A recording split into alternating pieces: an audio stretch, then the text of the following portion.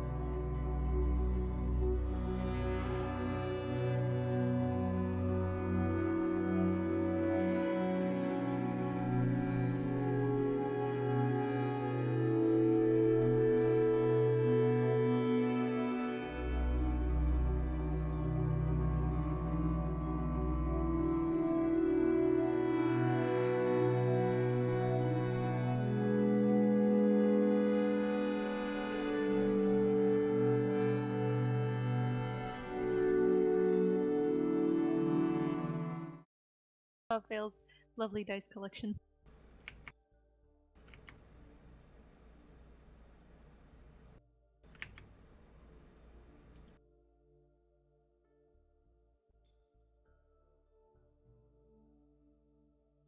Do you think this is a game? Hold on, I need the light of God to shine upon it.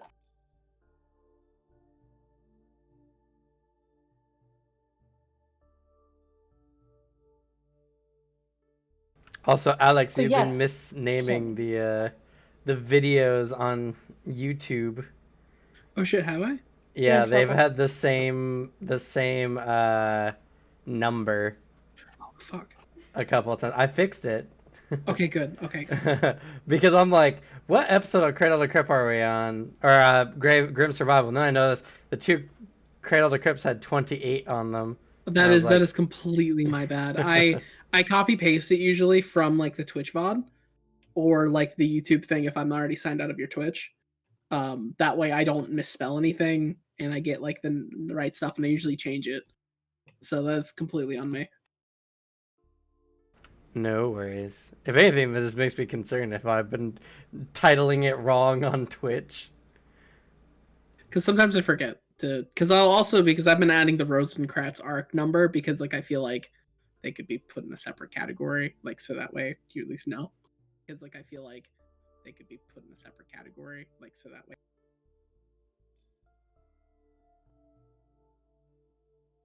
Oh, damn it. I was going to go check my videos, but we're streaming right now. Yeah.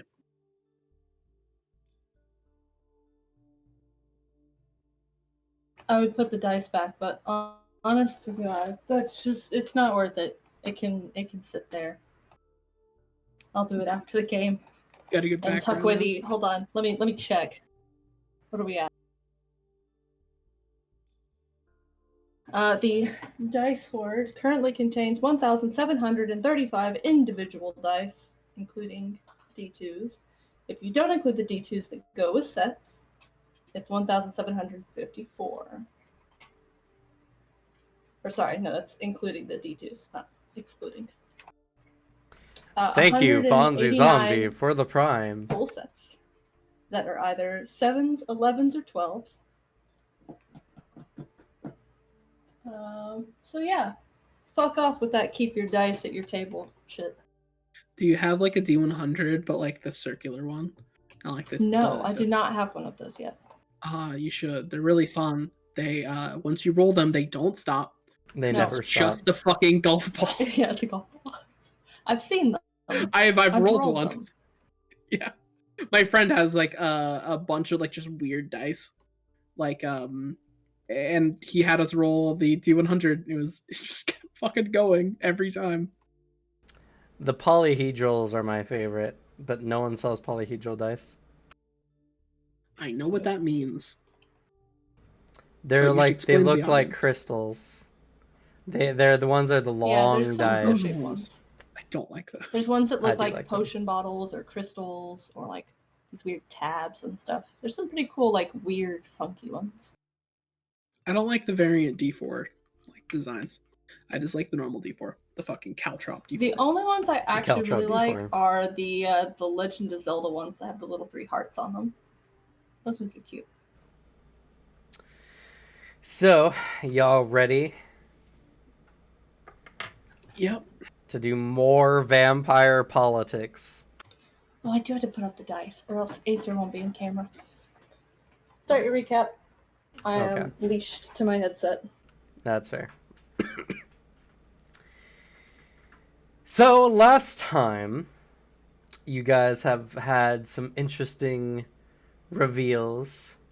Snooping through the offices and bedrooms of both Donovan and Tristaval Ambrose. You guys found some interesting tidbits of information.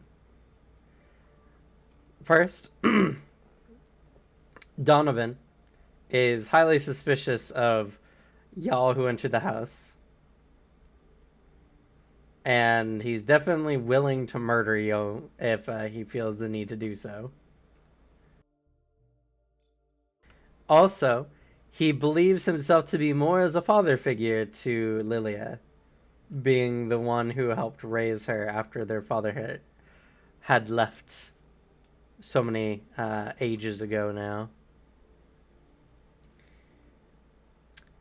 You also found that Tristaval used to be from the Carrion household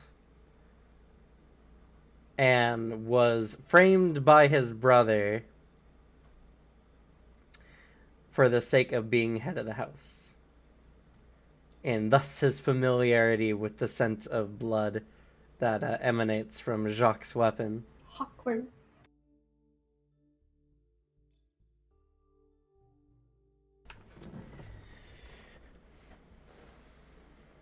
Beyond that, you guys have found that Tristaval is not a big fan of Vitella standard politics, being so scorned by it in the past before. You also found that Donovan really fucking hates humans, which wasn't really a surprise, but just further cemented by his very saddening backstory, where 2 times various either Inquisitor types or vampire hunters have taken his family from him.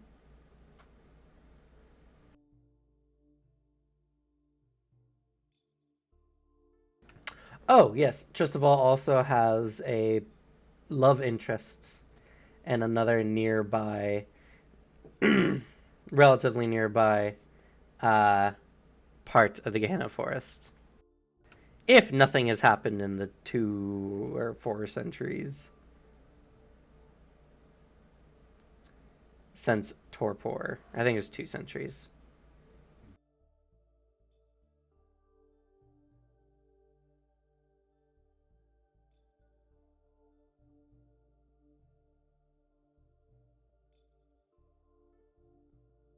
And not only that, but you guys got a little bit more information on what's going on with Anastasia, his heartless ritual coming up on the morrow, which should put him out of, combat for a week. And the fact that 5 days from the day that, of the dinner, there's going to be 50 or so Inquisitors coming to Rosencratz.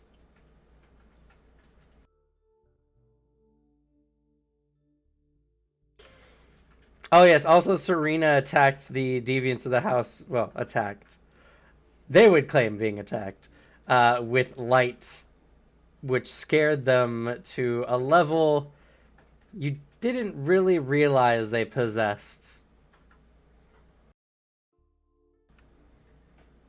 And that is potentially... Oh, I wouldn't say potentially. That's very, very bad for your guys' case. Oh no, Devin has punned Alex. He made a fucking Kingdom Hearts reference. If he becomes heartless, he doesn't get a keyblade.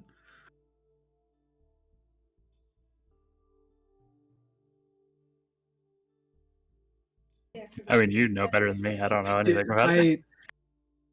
It's the only answer is probably don't think about it.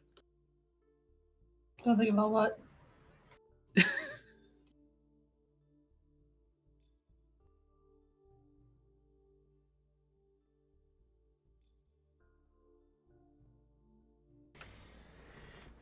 So...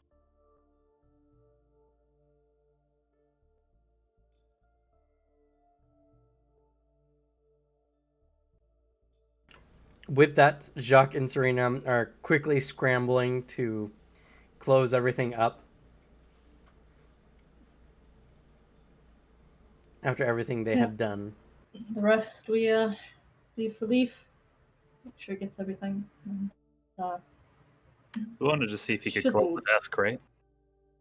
we gave him the list of stuff. It was the 2 desks and the the last we had done is Doc had whooped past the door to Druilla's room. Or not Druilla's room, but Yvonne's. Yvonne Victor. Oh, right. No, So that's how's actually that? where we left off, Yeah. wasn't it? That you just went in that room. Mm-hmm. Yeah, we Oh, hadn't right, wrapped right, up quite right. yet. We had finished everything else we were doing, and leaving Leaf to the rest. This was the only other thing.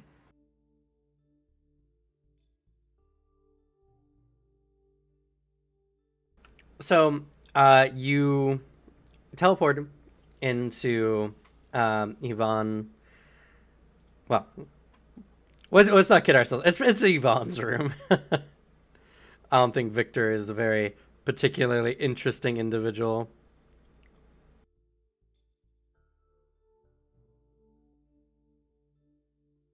All he is the son of Brenadine.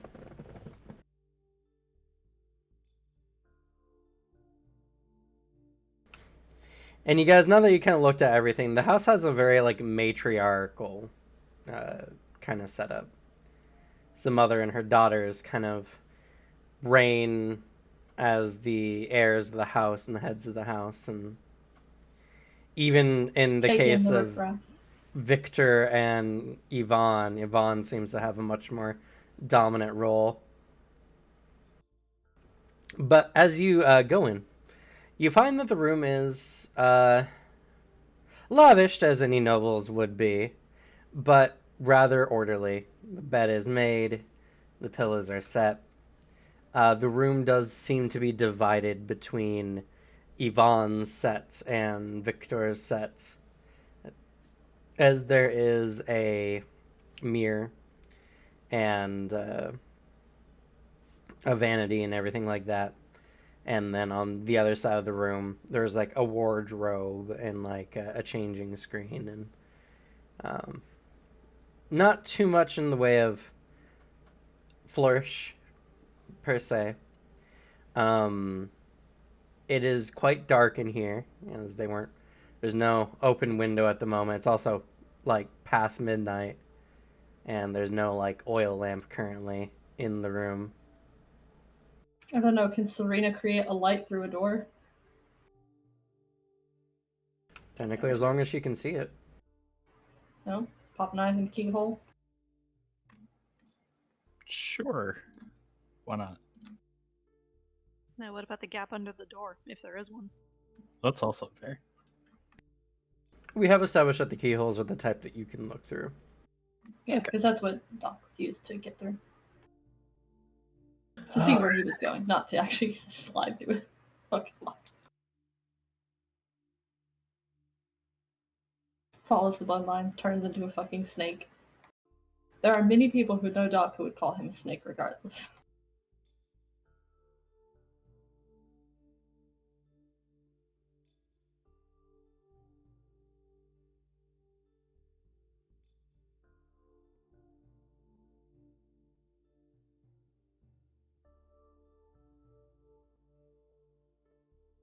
Sorry, I forgot to open the books to my abilities. I guess I'll just do this real quick. Doesn't botch. Doesn't botch. Okay.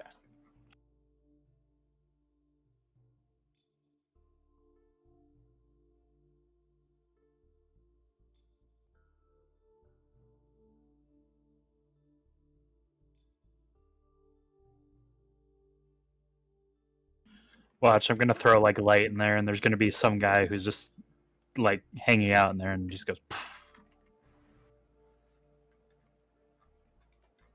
Disintegrated. Grieving. All right, with the 57. They think they were attacked? They should take a look at this room.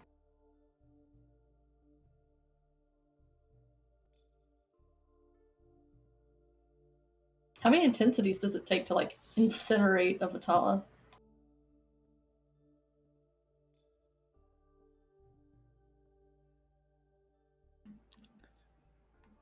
Five intensities of light to start burning them. Yeah. And do I have any modifiers to that? No, I don't. So that'll take me to there, and I'll be able to maintain it at the 180 So you have 80-foot radius of light in that room.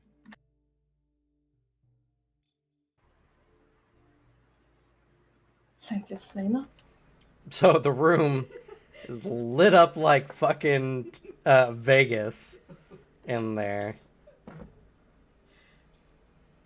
Kind of tones it down a little bit, realizing how much light's in there.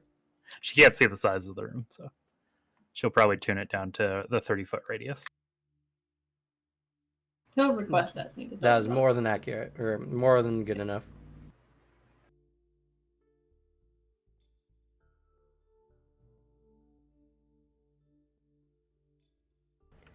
But as you look over the room and everything, you just find a large leather-bound book on the nightstand next to the bed. Or at least that's the most obvious thing in the room.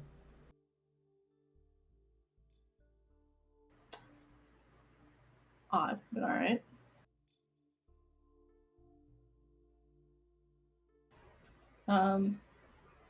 He knows those are pretty thick reads normally, so he's going to go ahead and search the rest of them first. Okay. You can search the wardrobe, the bed, or the vanity.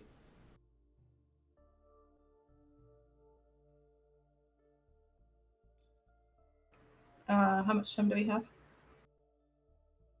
have? You guys have hit your last hour. Okay. Alright. Then he'll give a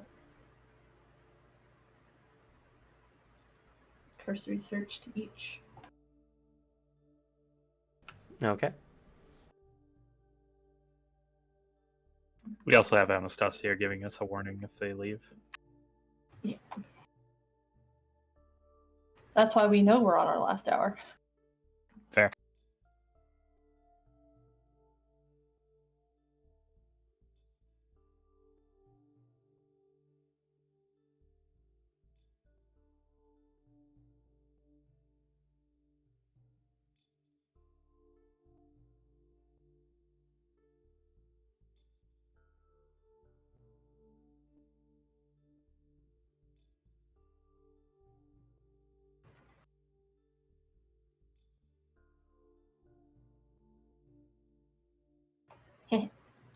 Nice.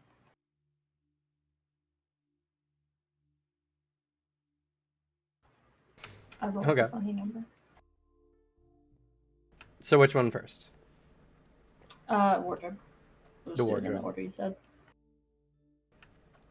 Looking over the wardrobe, you open it up and it has your standard noble's attire, which is like 6 to 7 sets of fine clothing.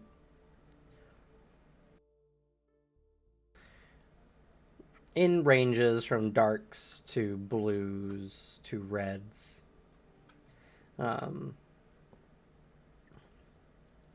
And looking it over, you do find what appears to be a small box at the bottom of the wardrobe. Upon opening it, you find a variety of letters. Okay. To whom, from whom?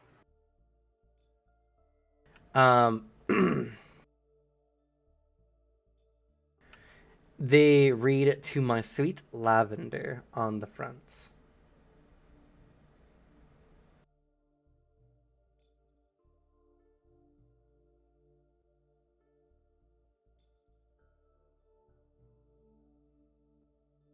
Okay.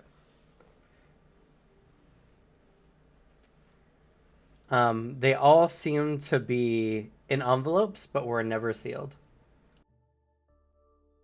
Oh, I guess that makes that easy. Find out who Lavender is. Do you read through the letters? He'll flip through just a few. Mostly to see which of them is writing letters. You look over the letters, and they seem to be love letters, from a man to a woman. Unfortunately, most of it seems to be observational poetry. So poetry that refers to the way they look, how they move, referencing, their surroundings. It's all very ooey gooey stuff. Can he look towards the very bottom and see if there's any older letters that might be of a different pace, different address? It's very hard because they're all older letters. Well, going They're for all the ones 200 at the years bottom. old, so Yes. Or more. or more. It's very hard. You look at the bottommost ones, and they seem to be very much just, to my lavender. No names are specifically mentioned. Okay. But none of these have been sealed.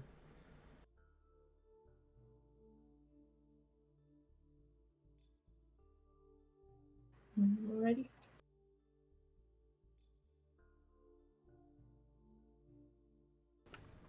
You could try to read them in more detail to discern whom he may be speaking of, but that would He's take time. writing in code the whole time. He'll come back to them if he doesn't find anything else. But for now, he's vaguely disgusted. Just, gross. Doc's not a poetry man. I mean, it depends.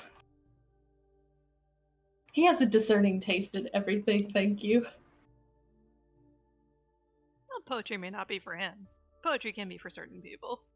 He can appreciate the many arts. But somebody's like icky, sweet, like love letter poems. Yeah. He's more grossed out by the fact that, like, ew, you feel things. Just like, alright, tuck that away. Bye. Checking over the bed. Especially You find that- imagining Victor, who's just a piece of cardboard. You find that it is, for the most part, prim and clean, probably regularly. The sheets are clean probably every day, which is always fun for whoever has tasked with cleaning like 17 beds a day. But you do notice something a little peculiar. You find little splits of red just on the bottom part of the headboard. Right on the bottom of what? The headboard. So there's the headboard, and it looks like some red substance has been dripped and just barely nicking the bottom part of the headboard.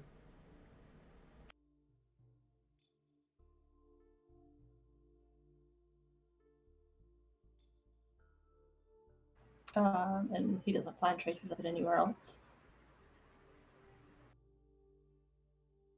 Even looking for roughly where it would have fallen from. Where would have fallen from? With the notice you got, or the search you got, you notice that there is a sense of cleaning material. So whomever cleaned this up must have neglected to observe the sparse amounts on the headboard. Okay. It's not like overtly large globs either, but it's just very small little Little blips mist of blood. splatters. Yeah. Does it look like splatter or like straight on drips? Or like soaked? Like before? More like drips. Thanks, I hate it.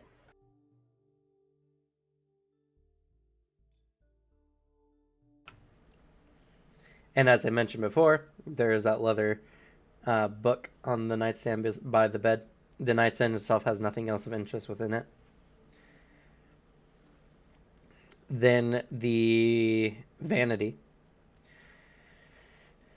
has a lot of newly purchased cosmetic items, but you do see what appears to be a vial, a very old-looking vial, glass.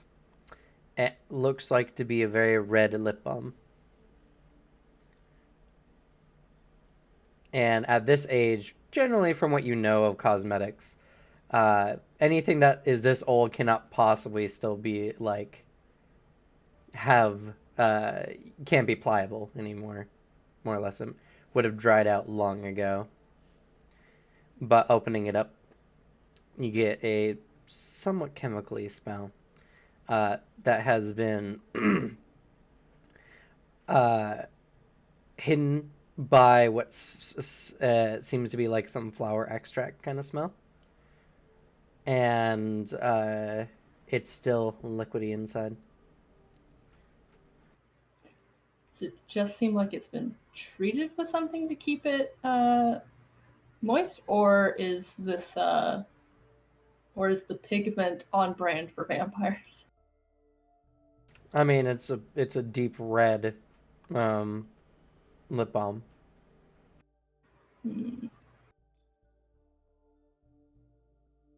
Something that, when applied to the lips, would not act as lipstick per se and like paste it on, but would enhance the redness of one's lips. Yeah. The chemically Alright. smells somewhat familiar to you, actually. Oh. Better not be embalming fluid or some shit. It's fucking formaldehyde lip balm. Or formulin, which is another alternate. Anyway. Has that, like, medical tinge? Make a medicine roll. Yeah. What? Do you want me to roll medicine? Yes. It's been a while since I've gotten to roll that.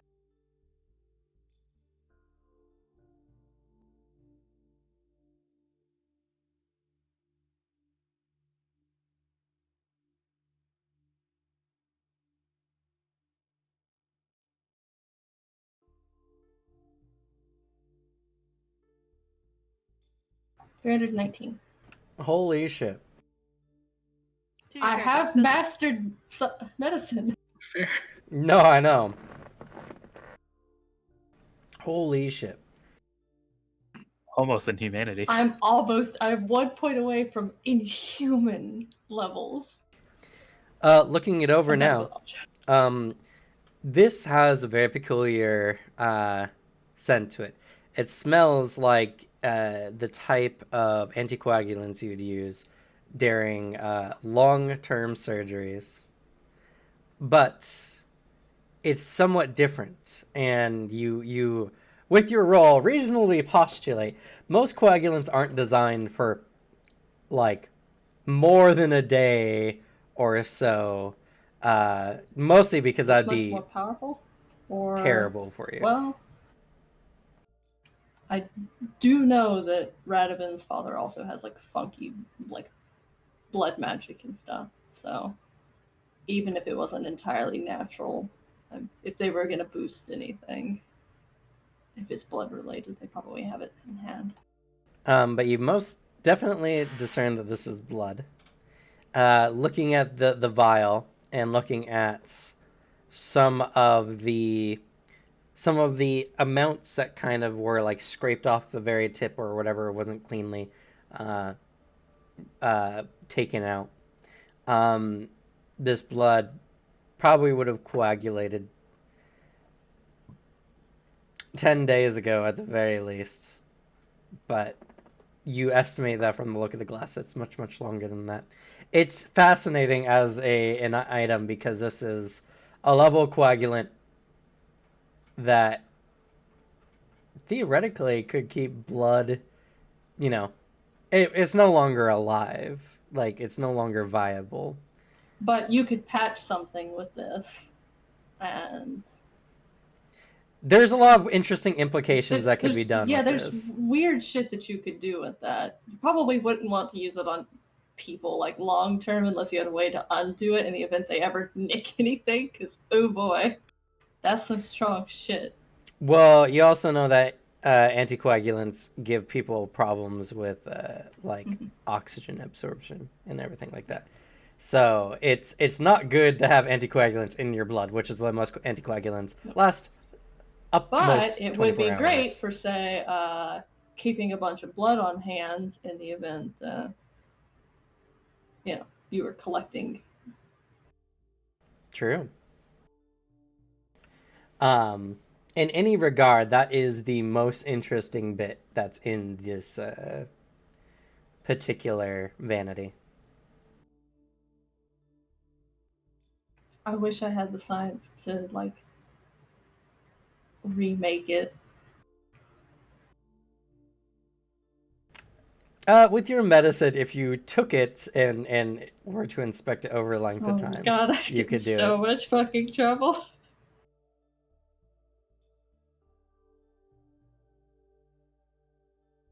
To be able to do something like that, how much do I think that I would need as like a sample to base it off of? Unfortunately, this vial would probably be just enough because you would need enough for testing samples as well. Yeah. Oh god.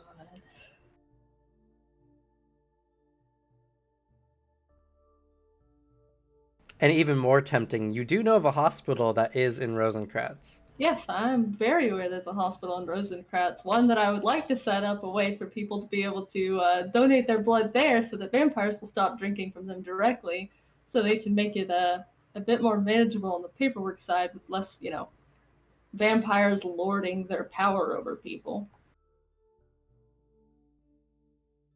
Oh, but hell hath no fury, like a very, very, very, very, very old lady with very, very, very, very, very old blood lipstick.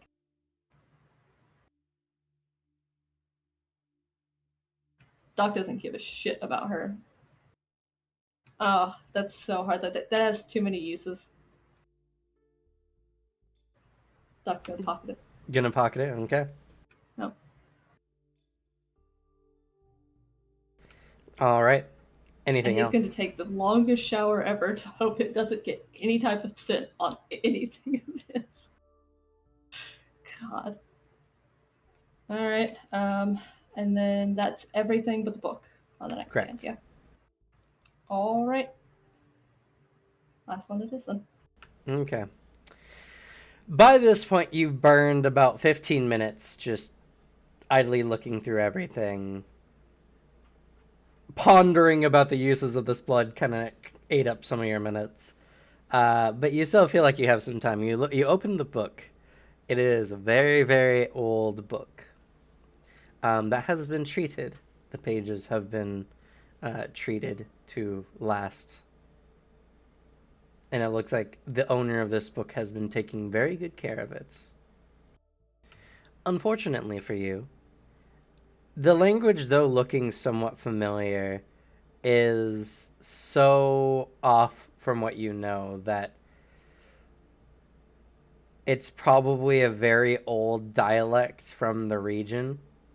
That it's like there's German and then there's Old German, and Old German is really, really, really hard to read even for Germans nowadays. I mean, English and Old English are like that too. For the most part, drift, but yeah. the linguistic drift is awful. Not only that, but it's in cursive, which doesn't help anything. I mean, Doc is not going to be the person to judge someone's handwriting because he has Dr. Scrawl. Well, that's true, but I'm just saying cursive is a very hard thing to read, especially when you're reading in a dialect that you're just not overly familiar with. I mean, But he'll give it the old college try for the moment, but like, if he can't figure it out, then he can't figure it out. There's not really much you can do, but you can get some hints from it anyway. There do seem to be dates at the top of every page or every other page or so. Just very lightly, like scripted in with like a very flourish underneath it. It does seem to be the same writer for all of these pages. Just from the date alone, you can tell their like particular flair. And the dates don't make sense to you. They don't seem to use the Empire's calendar.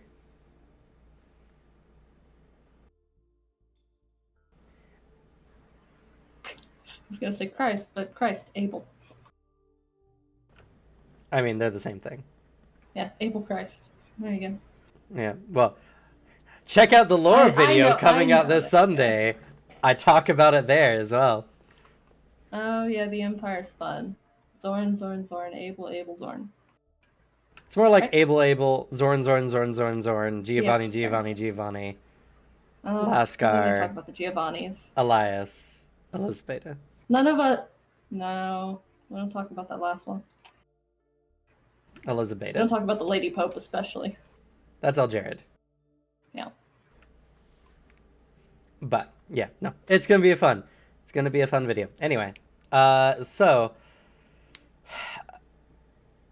it seems to have started whatever the year 234 is. But the most recent pages are one, you can tell that they have been writing in this book recently, but by their calendar standard, it's about 3034. Which means that there is approximately 2.5 centuries from when this book was started, or not, sorry, 2.5 millennia since this book was started to the current day.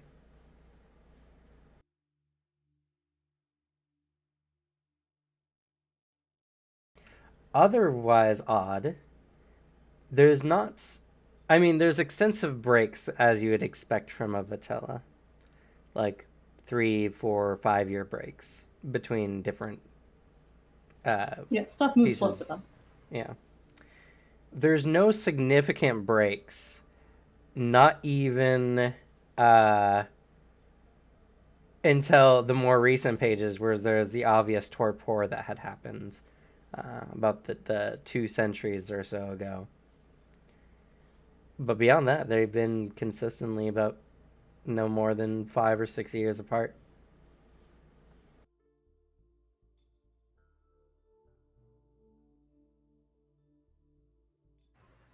Well, we got the news over the earring that Yvonne's like crazy fucking old, yeah?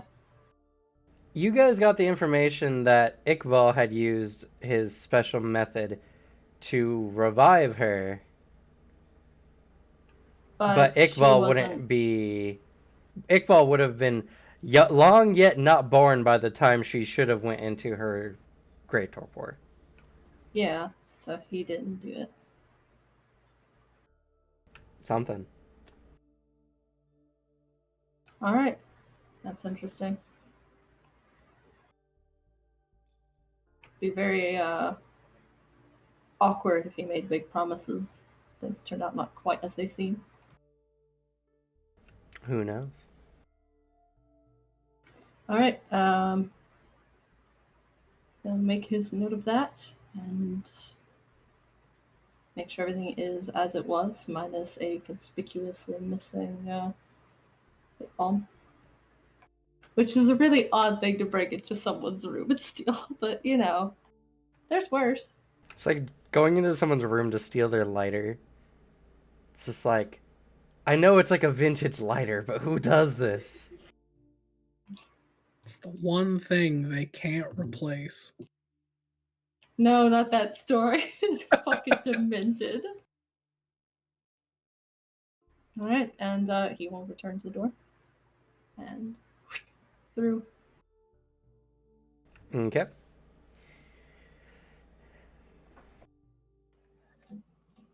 Did you? Shall I roll my find- stuff, or would you like me to just hop on through since it's the easy one? We'll not worry about it this time. Okay. it would be very terrible if you botched and like went into a wall and killed your character at this point in time. I don't think Serena could handle that right now. Okay, no. For some reason, we'll skip over. I think it'll be fine. So he just appears next to you. You can cast that. Oh, right. And she'll turn off the light. And he will pass to you what he found out.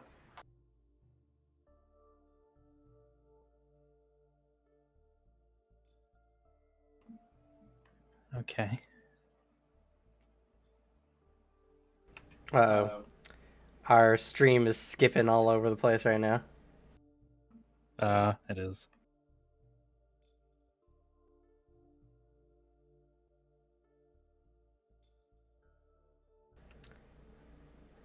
So, Hold on just a second. yeah, it's probably gonna have to restart because right now I'm dropping frames like crazy. Ah, shit. It's okay. I can do this one if you want. Sure. I mean, I was gonna get some stuff done tonight. Because Yeah. once I finish, like, literally a single thing tonight, I'm free for the rest of the week. And that's right before all my final stuff is, like, given to me. So I'm trying to make, like, these next few days just empty.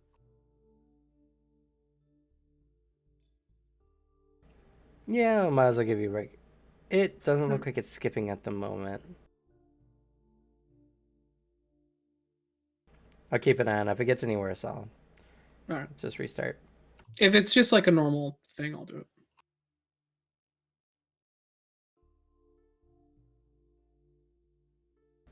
But you guys have found lots of juicy information. Lots of interesting intel. Lots of exploitable information. I mean, some characters might look at it that way. He's our face right now. He needs all the help he can get. That's the face. So with that, you guys go and clean up, get ready to leave. You guys have like 30 minutes until you expect everyone to start coming home.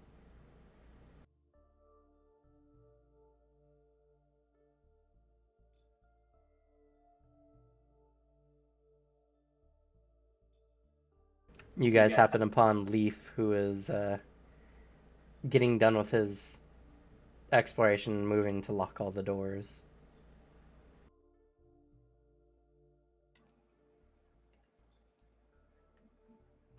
Did you find anything interesting? I did. Now wouldn't be the best time to go over everything. Of course.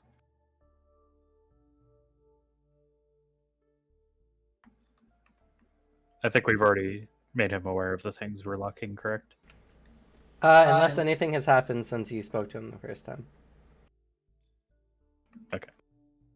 So, he'll go through Donovan's and Tristaval's, their, like, tables and their rooms, make sure everything is locked up tight before locking the doors. His lockpick work is impressive, to say the least. He might as well have a key with how quickly it takes him, you know? It's like when you played Fallout 3 and you just get really good at it and you're just like tink tink chick. And that's just how fast he does. He's just like chick, chick, chick. Rolls a memorize, remembers all the locks, so it's just like a one swift motion after that. Just kidding.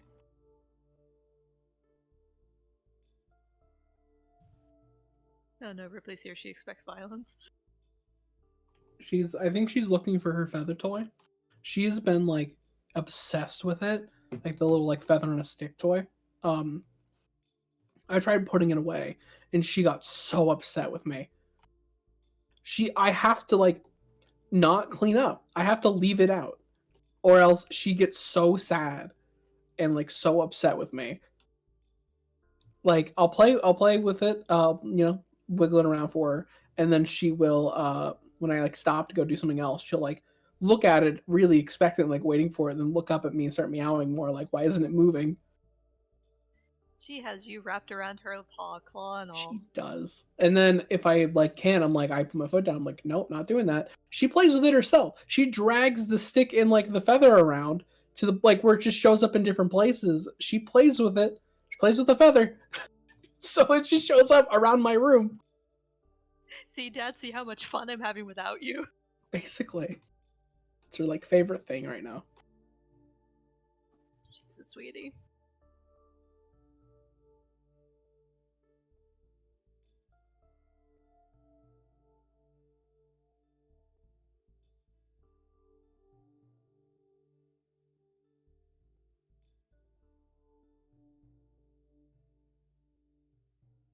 Oh shit.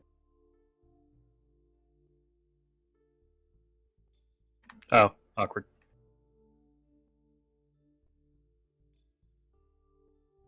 It's okay. The rest of our voices don't carry. Yeah, I didn't pick up my voice on your mic. I don't know how, but like, my voice doesn't carry that much, I guess.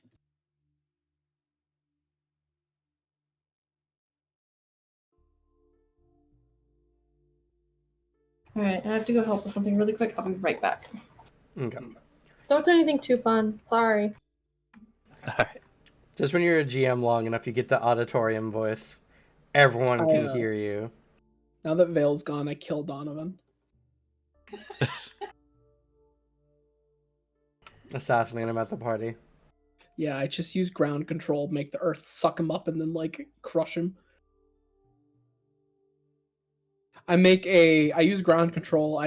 The whole party, I haven't been concentrating on planning that flavor thing I did. No, he's been concentrating on ground control, and he makes a little slide tube all the way down to the Earth's core. That's how we fix the Ickfall problem. We just lock him in the center. You just kill Ickfall and send him to the core. If only it were that easy. With sudden blood volcano just starts showing up in Moth. I'm scared, but I'm curious if that's possible. Well, let's look. No, I'm horrified that I made you start wondering if that's possible. I mean, I've already been considering this. Like, it was a threat that I like. One of the possible threats Sebastian would have made is like I can swallow this house and just destroy it. Like, don't think you mean anything to me. That was something he was going to consider doing. I mean, he could send somebody 1 mile down. Is that my max? Yeah, but you need a 440 on that. Oh yeah, it is a mile. Right. That Earth's only a mile thick, right? A mile is still pretty impressive. Yeah. I mean, sending anything like that a mile down might actually be, like, fatal for them. I mean, that would suck, because you'd have to climb up a tube of Earth. No, what do you mean climb up a tube? He'd close it afterwards. Fair. He has complete control. He makes the tube, they fall all the way down, and he closes it, so they have just a little pocket they're in. That's basically them shaped. And they suffocate and die. Yeah.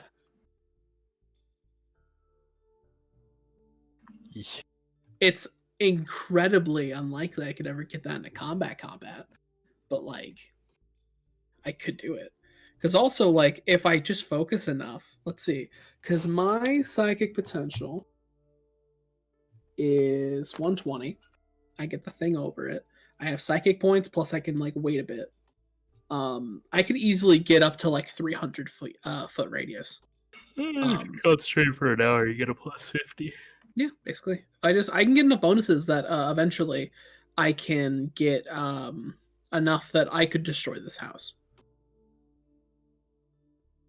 1 mile earthquake. Like, just The earth swallows it. Please let us get Radovan out first before you do that. Oh, of course, but it's just a thing of that's where Sebastian's head is at. Again, it's a big thing of he can control literally anything in his environment. He doesn't view people like normal people do. Oh god, we're gonna bury this vampire, and then just suddenly phase 2 comes along and we just unbury this ancient, angry, pissed off vampire with the controls blood.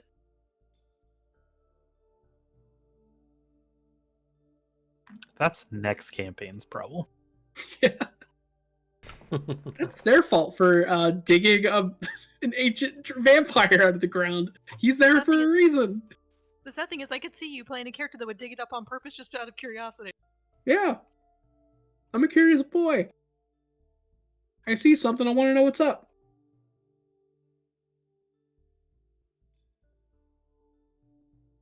I'm curious, is that like a liquor or like a? I was about to ask, turkey? is that a stick that you're eating? It's a pretzel stick. Oh, okay. Yeah, I got a bag of them. It just looks like you have a branch and you're just taking chunks of it. I like to be one with nature. Need a little more Says fiber the in guy there. who hates nature, magic in like every iteration. Nature's bullshit. Nature's you- bullshit. But you played such a cool nature summoner. Cool, you can make a flower a different color. Good job, bud. I have something called a fireball. You're the one that played the character. Still a fucking nerd. I'll insult him. You think Alex is above insulting himself? Yeah, I don't know. it's like part of my humor, dude. I was gonna say, if that is him chewing on a branch, that's how he asserts dominance over nature. He's just slowly eating the branch. You mean nothing to me in nature. You exist for me to consume.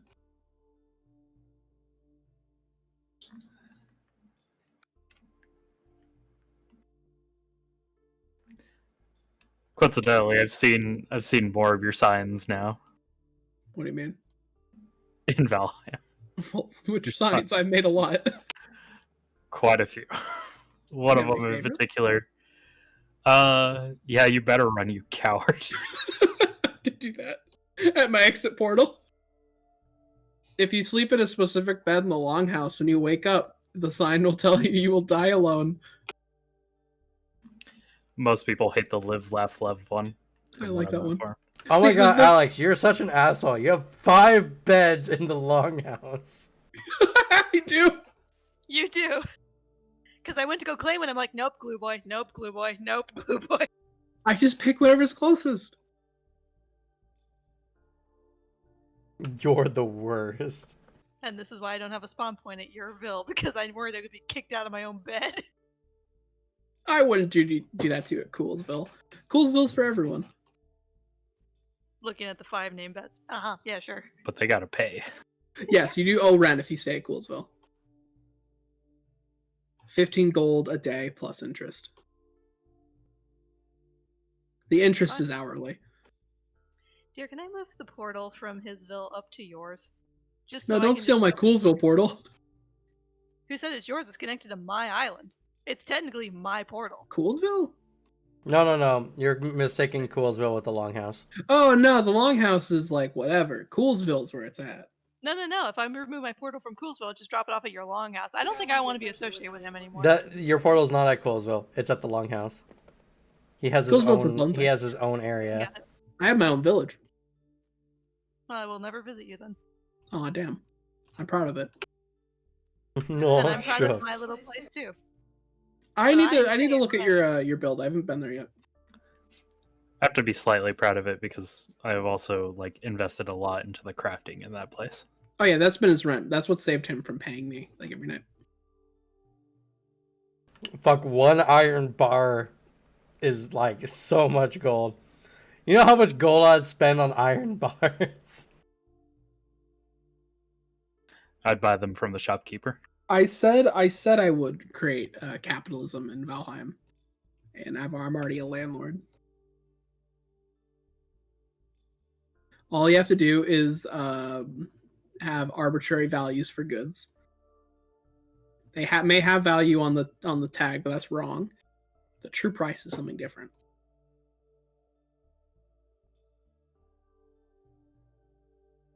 That's something I could do. I could go to every single dungeon on the map, take all the valuables, sell it, so then I have all the money. So y'all have to come to me to get any money, and then I just become the bank. You're a little slow on that one. I have $2,000 in gold. Yeah.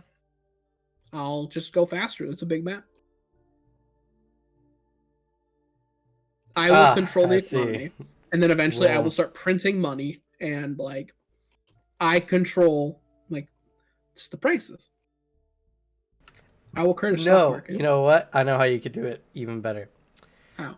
Build a fortress around the dome of the merchant.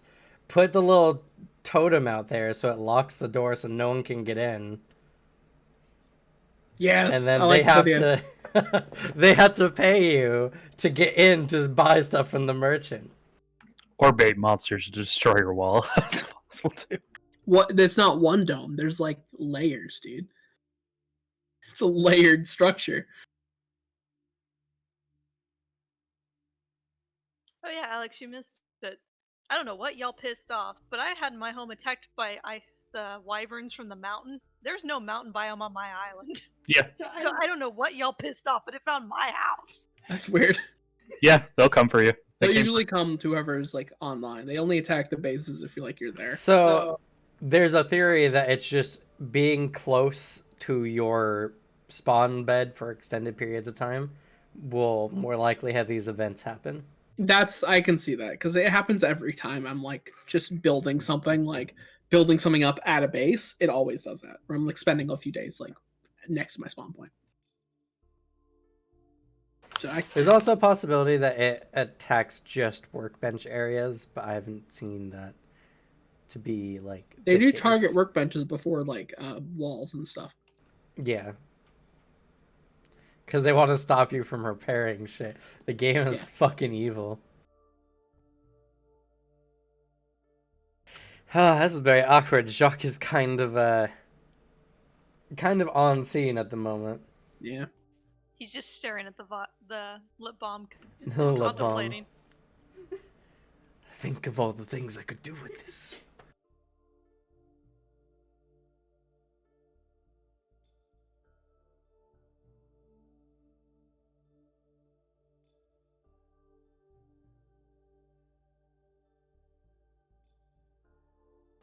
Plus, I don't know if Jacques' going to try sticking around or if he's going to ditch the house too.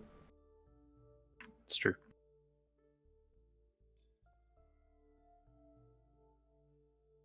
Both viable, I think. Yeah. Well, it's like he's already suspicious. Like, they already have suspicion of him. And that lip balm is kind of a possibly incriminating thing that can be flipped on him.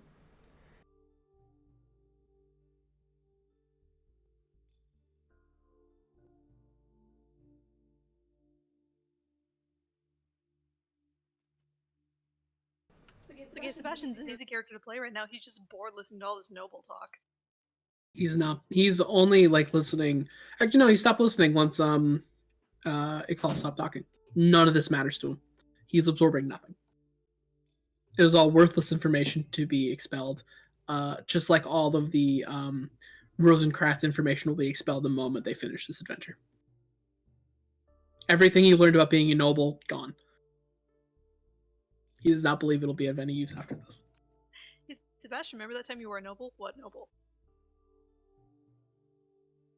I remember the situation, but nothing it took to become that. Yeah, Sebastian, that's just... Yeah, so it's gonna have some fun conversation. Oh yeah, you remember Rosencratz? I remember the events. Nothing else. I remember everything that's pertinent.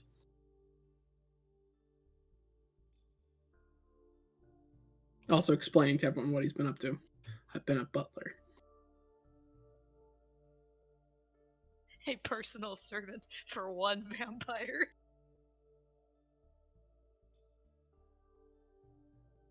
I'm really enjoying messing with the Vitellaloi. Having all this fun stuff to alter and do, and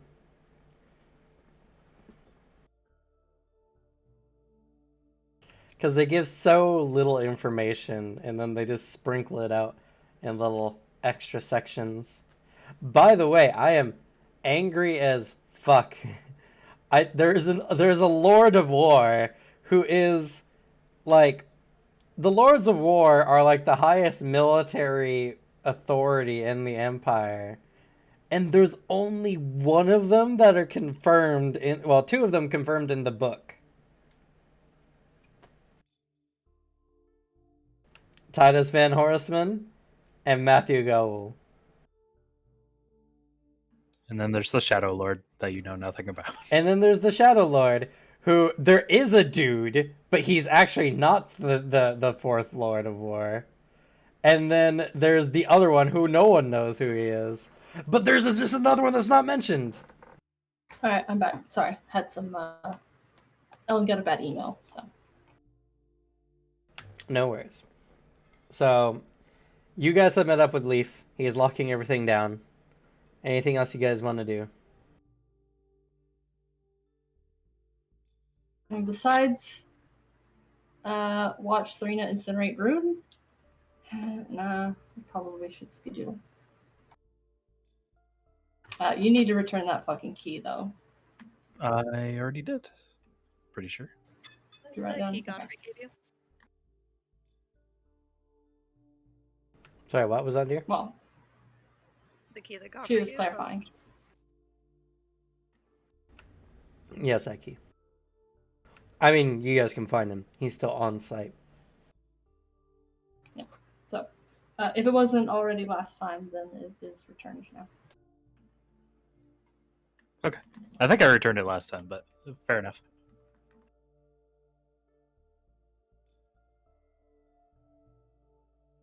All right.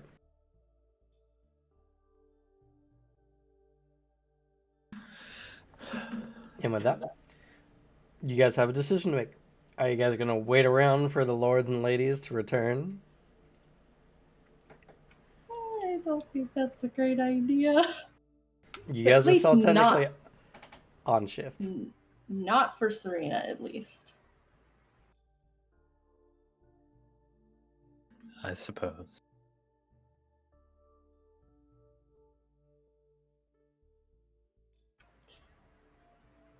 It would be better if you headed back.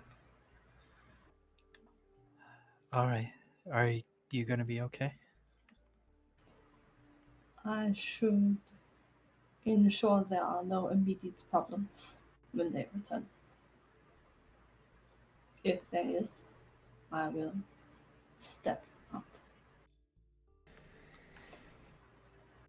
And I do need you to take this with you. And he'll hand over the glass vial. Be very, very careful with it. Okay. She kind of looks at it. Do not open it. I don't know how strong this smells. You can take it back and leave it in my room. Okay. I'll keep it protected.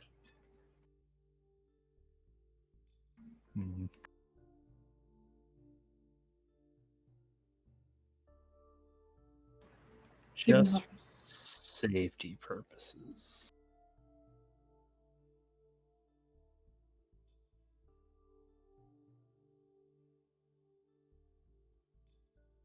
$105 initiative. Oh no. Oh, yeah. I do that mostly as a joke whenever Ripley People comes come- and lands on Fine. Alex.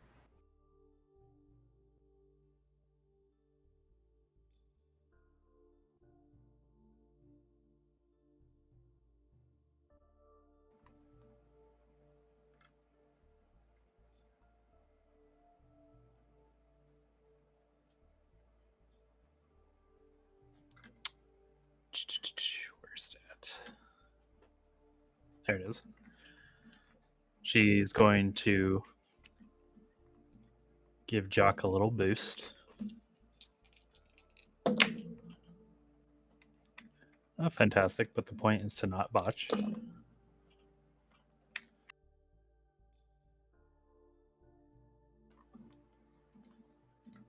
through, maintained. For all intents and purposes, consider your movement value 3 points higher, unless as it's going up, if it would go above 10, it requires 2 for 1.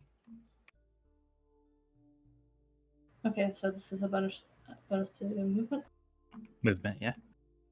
So what's your agility score currently? 8. Okay, so it'd only go up to 10. And the armor bonus, is that still focused on? Still have that up? Yep. I have 5 slots I can play with.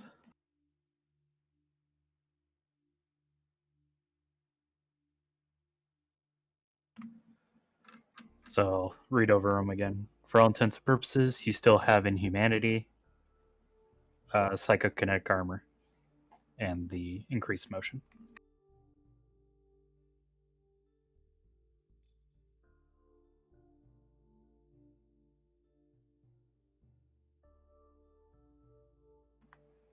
All right, I'll head back.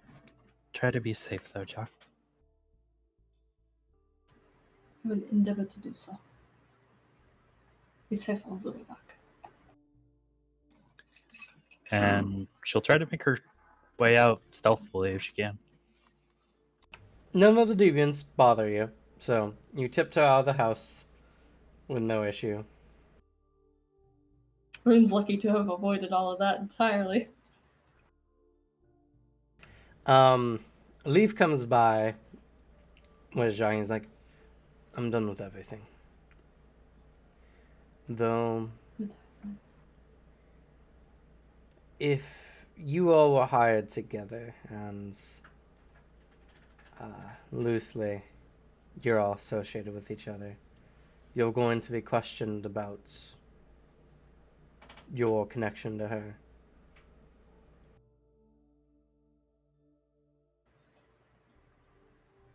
It will take them a moment to respond to those in charge, Lieutenant.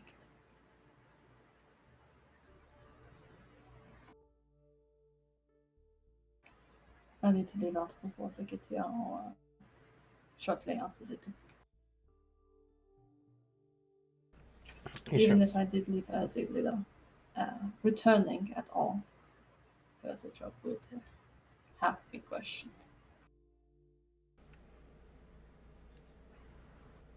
Just something to consider. That's your decision how you move from here.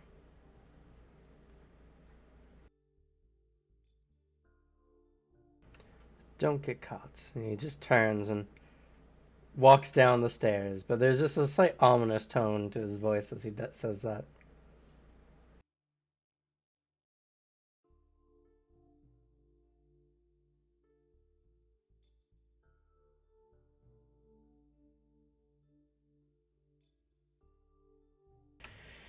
And almost as predicted, the dinner starts winding down, and Amelie goes to bed, as it is starting to get rather early for them. And the other houses kind of take this as a note that, like, obviously, the lady of the house has to watch over everyone before she can go to bed as well. So they respectfully make the decision to retire.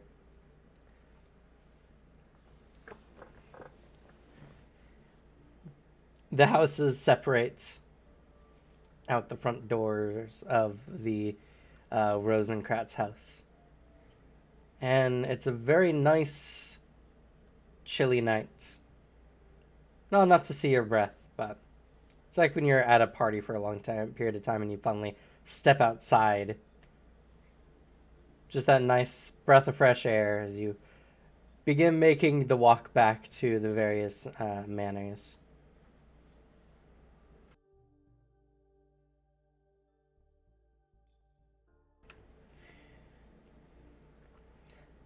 The Amoros are just ever so slightly closer than the Sorbonnes, estate-wise. And so the front doors to the house open up as Tristaval and Donovan are like holding the doors open as Lady Bo, and everyone else kind of follow after her.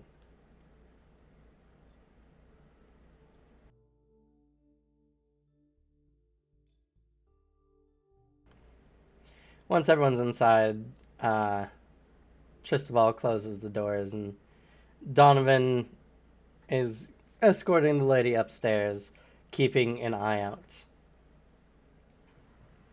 With them coming back, that's definitely going to be on first floor, probably closer to the servants' exit or whatever, and is mostly just going to be keeping an eye out for Sebastian. Okay. Let's see. And he'll keep an ear here. out for the proceedings because he imagines it's not going to be quiet when the deviants have their reaction. But Are you hiding, or are you just trying to be the best you can, out of the way?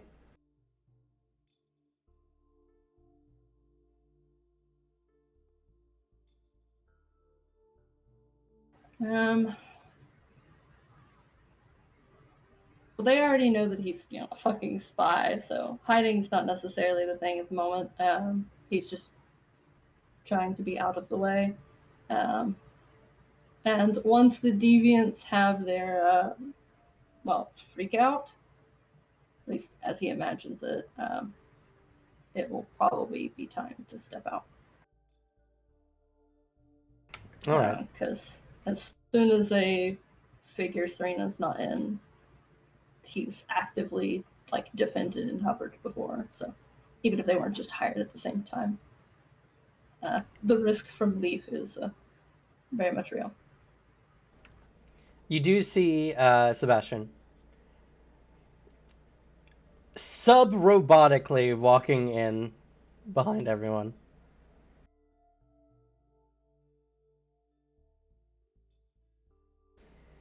You just get the way he walks just makes you question how long he's actually done it.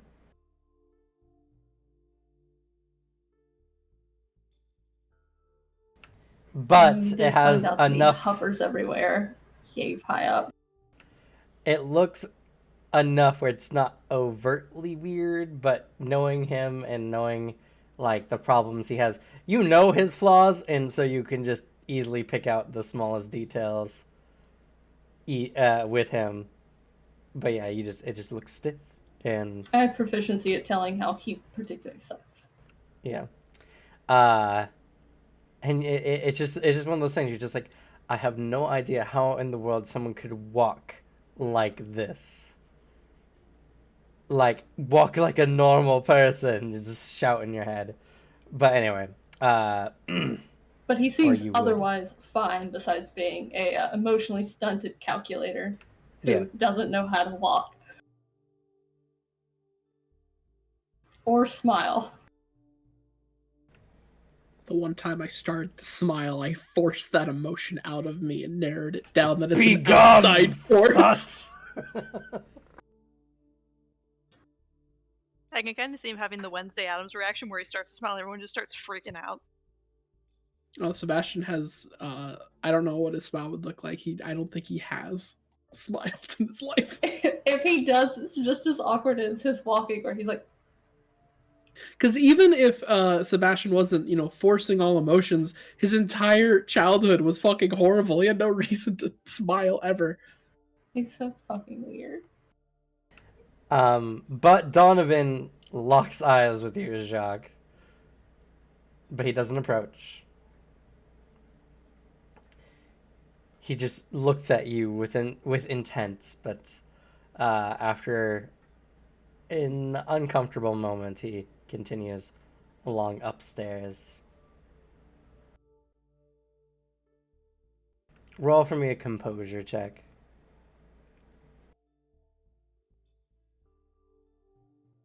I'm not Sebastian, but...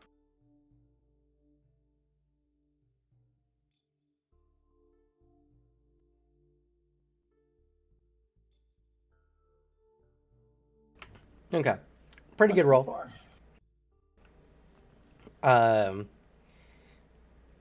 he doesn't seem to discern like your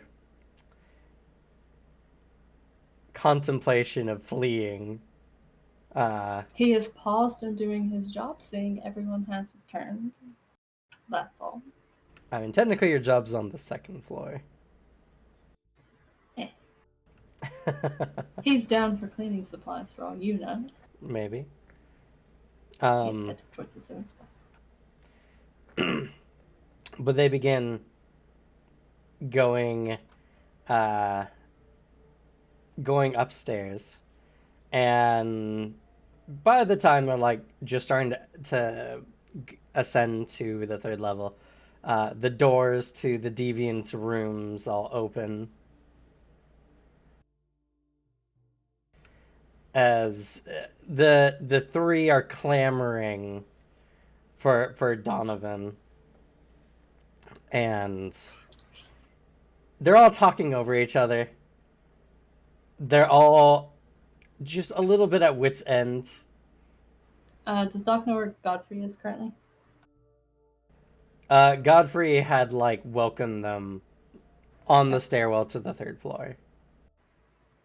Does he go up with them? Or is he waiting down there? Well, he was intending to do so, but Donovan had suddenly been stopped by the deviants. Okay. And so he excuses himself and walks around everyone down to the base floor as the deviants are all talking, and Godfrey just bows to everyone else and continues to escort them upstairs. Donovan starts,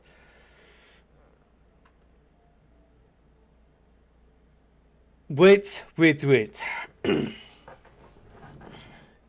You are all speaking over each other. Act more like nobles. The three of them look at each other, waiting. Then they're all like, ah! At the same time to speak, and then they look at each other again. It's somewhat clownish. But eventually, Salem steps up. And he's like, Donovan, you're not going to believe this. I wouldn't believe this. But that small, frail child you hired upon us is cursed. She uses some kind of light-based magics. She threatened us with it, and all the other ones are sitting there nodding along. Velvet speaks up. She kept us all in place with these weird screens of light.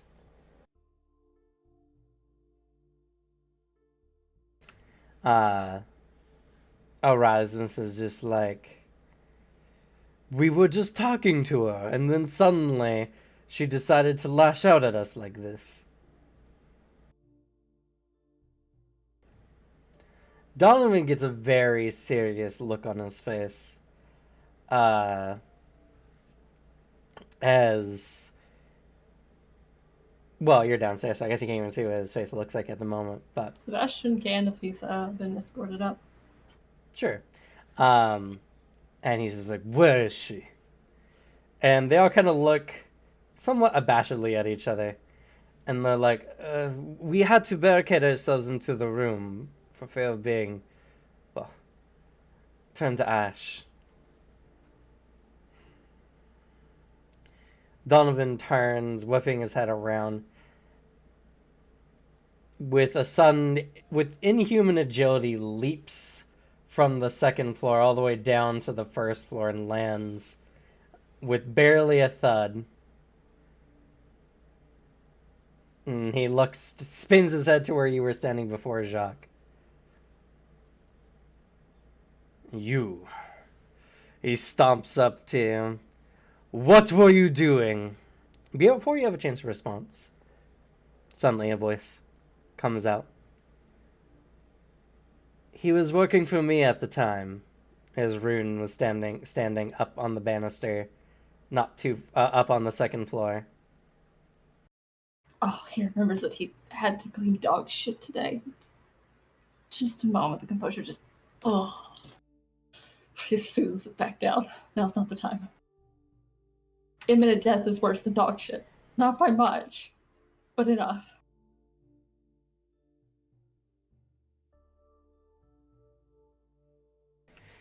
He adopts a sardonic smile and says, that one was assisting me with a variety of chores around the house. They've been attending to me all night. And only were recently relieved to go pick up more cleaning supplies.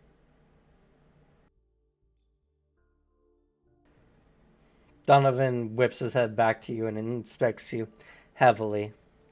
He doesn't seem to glean anything of particular note. And he breathes in.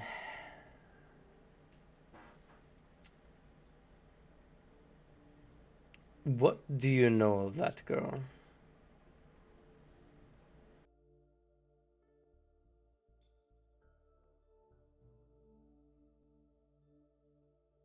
You know, it's a damn good question. So I'll go ahead and this will become, I'm sure, helpful for later questionings as well. You guys can either use deception and speak lies, or you can use composure and speak half-truths. Thank goodness. He'll stick with composure because he does know some things. But honestly, most of the stuff that he knows about Serena isn't super useful or is something even she doesn't know. So he'll use composure and roughly give.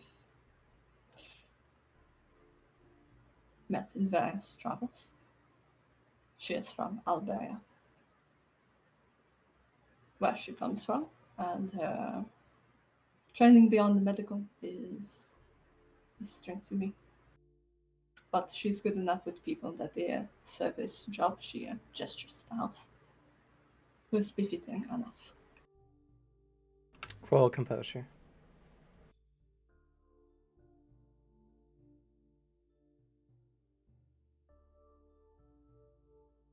Oh god. It's not an open roll, but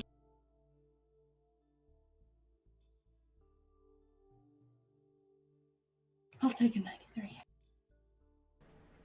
Okay. Do you know of her ability to use light magics?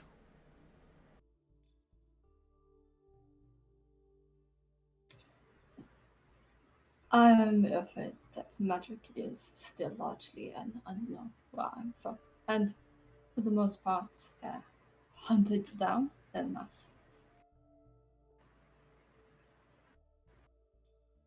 So, But what mechanics about of her? Did you know she was capable of such things?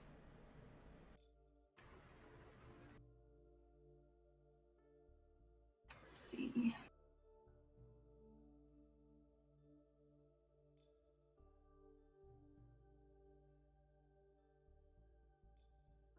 You do know one thing. She doesn't use magic. That's the lie No. Sebastian's formulating. Yep, it's just how to word it, but honestly, it's not magic is all it is, so. From what little I know, it's not magic. Alright, so you claim that you know it, that it's not magic? Oh, well. No, because then you have to imply that it's fucking psychic. How to word that? You could simply say, I was not aware she could use magic. Okay, that's fair, that's fair. I'm thinking too much into it. So. If she can use magic, I am wholly unaware of it. Okay. He looks you over very deeply. Your composure seems to hold, though.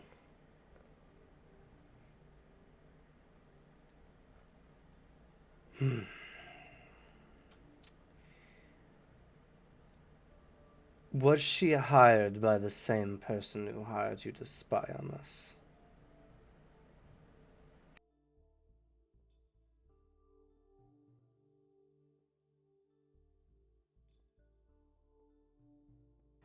We weren't hired. So. No. Roll on the composure.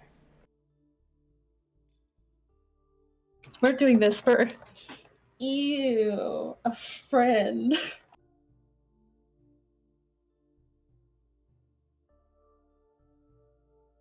Not as good, but we do what we can.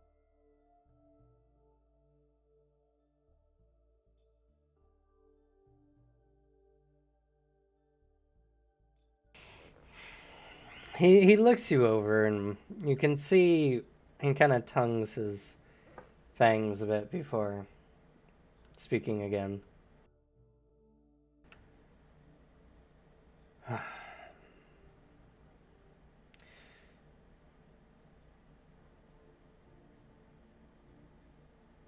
Do you know where she went? Did you see her leave?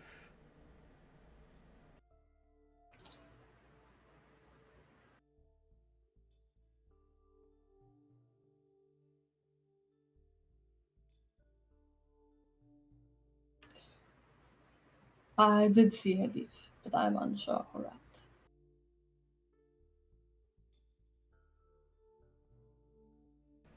That would count as a deception, because you know where she's going.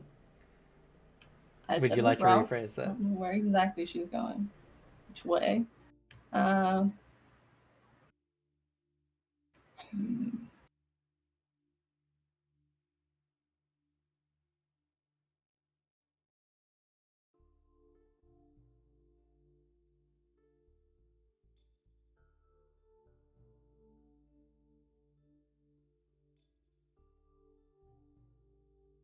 Just think of a way of phrasing it that you can admit that you saw her leave, but you can make that the point of the statement.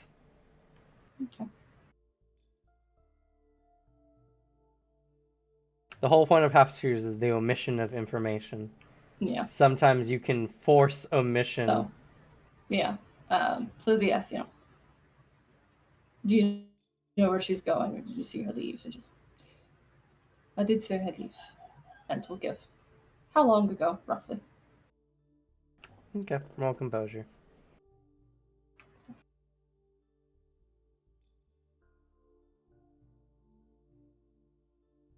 Slowly breaking down.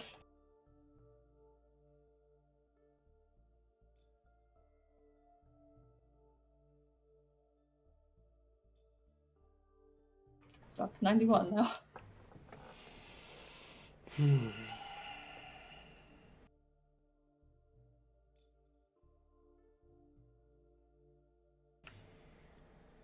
He is looking agitated, not necessarily aggressively so. I mean, But- Doc's fucking tense as hell. He's being interrogated by vampires, literally sucking his fangs in front of him. It seems like he's not gleaning everything from the conversation, but there might be some things.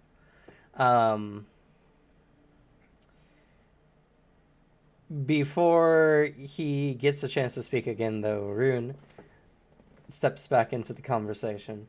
That's me. You know, Donovan, there's a possibility that Radovan had hired multiple unassociated spies in the house.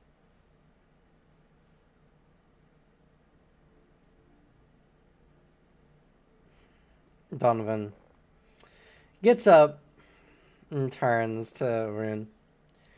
You seem quite defensive of this one. And he leans forward.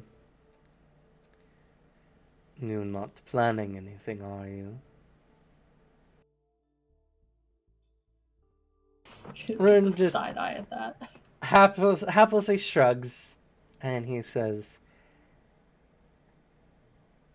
I've just taken a particular interest to this one. It's been a long time since I've had one similar. And he just gives another sardonic smile. And Donovan huffs. I'll speak with Godfrey on this. He looks over at you, Jacques.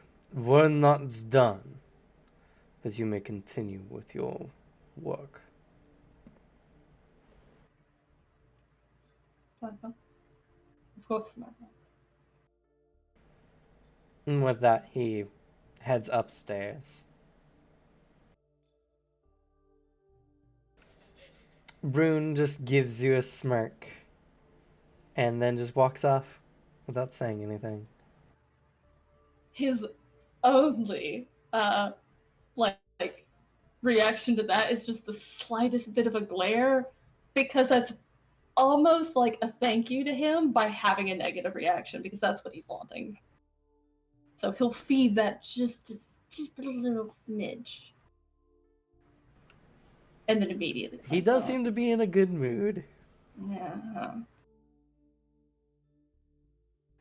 He's had his power plays for the day. So with that, we move to Sebastian, who is escorting Lilia to her room. As she she turns and speaks to you.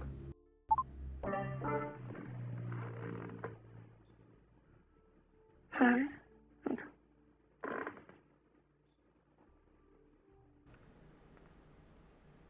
I'm sorry that you had to stand around all day.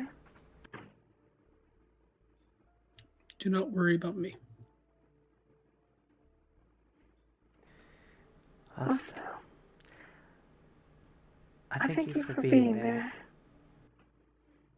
Of course. As he bows. She gives you a sweet smile before turning into her room and closing the door.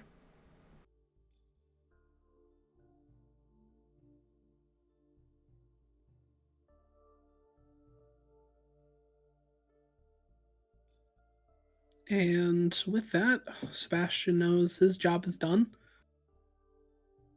And he leaves, as he always does, intending to get back to the inn and figure out what the fuck happened while he was gone. You guys still have a few hours, about 3 hours left of your shifts. But beyond that point, they go relatively uneventful. He works as normal. Due to the lack of harassment, Jacques, you feel that Godfrey must have covered for you to some degree, or did not at least give enough information to give you away. Yep.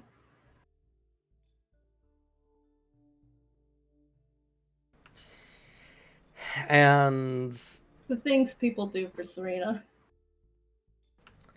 once the evening is done, Godfrey goes to you, Jacques, and he says, I don't know your association with her.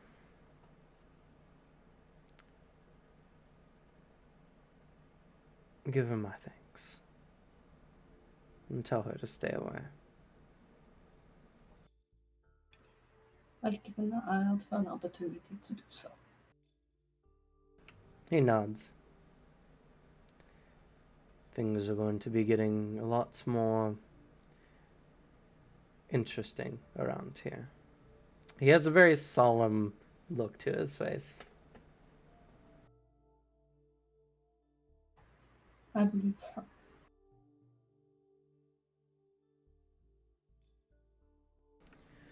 He bows his head. Keep some salt in your shoes. Before he turns and walks off.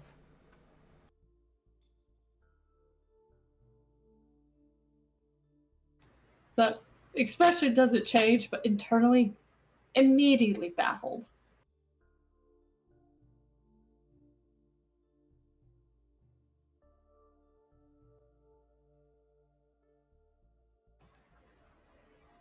But no, he keeps out of the way. Is not going to not work because, oh boy, let's not tip Donovan over the last bit of that sliding scale. Yeah. And basically just waits for those 3 hours to zoom by. Yeah. This is he spoke to you at the end of the shift, so Okay. as you guys are leaving. All right. Yeah. Then we take our leave with the rest.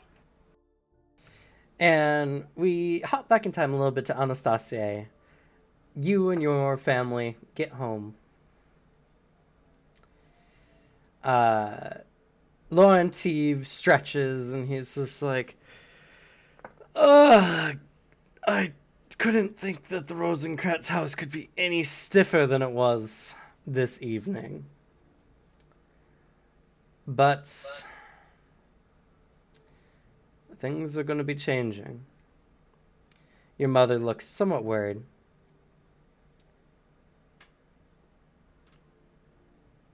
Yes. I don't know what to make of everything.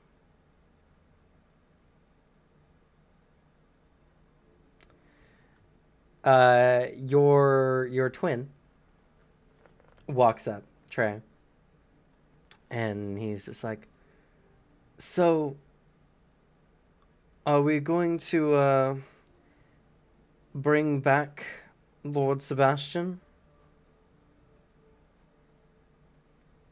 Do I remember anything from my family history lessons of what Lord Sebastian was like?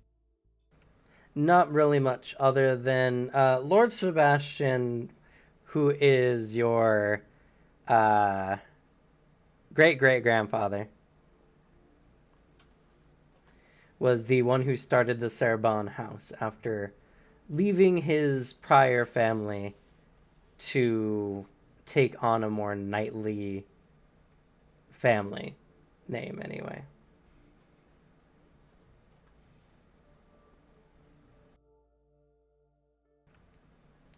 Not too much is known about him, though apparently he had been from one of the 11 blood houses before leaving. But no knowledge of which house. No, not at this time.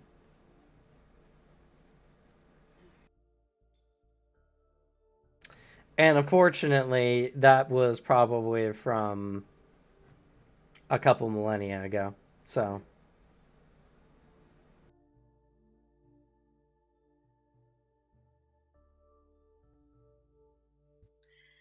If anything, I'm curious how he plans to do that. That's 50 humans per person. Granted that all of us get our life extended, that's a lot of humans. And that requires at least triple the amount of the population we've got, and that's provided they're all each having 2 children, that's not counting elderly. I don't know how those numbers are going to work. Laurentiev just laughs. Sebastian. I was reading Which the one? Discord message. The disguise dropped. It was Sebastian the whole time. I am secretly a Vitala. Sebastian is actually secretly You got the me, greatest brother. actor of us all. He's playing every character in this scene. We just did so many takes. We just puzzle pieced them all together. The whole campaign is just Sebastian's hallucination, and he's actually still in the testing chamber. It's his like Kaiser Soze moment. Like the moment he leaves, you're like looking around. You see all the names he's given. You see all the pictures slowly turn to Sebastian as he's walking away. He's hovering, lowering, then starts walking away. We gotta do as like a joke video, just like a scene from one of our Anima games, but it's all Alex as Sebastian. Literally just fucking like puppets. Like just yes, I need to help everyone. I disagree with you, Serena. I think that this will turn bloody. No, she has a point, Sebastian. It's just there's nothing there. You can't tell who's fucking who. That's what the puppets are for. Anyway. Oanos. You're thinking like a human. I think you've been spending too much with their kind. 50 years is like their whole lifespan. You know how many generations that is for them?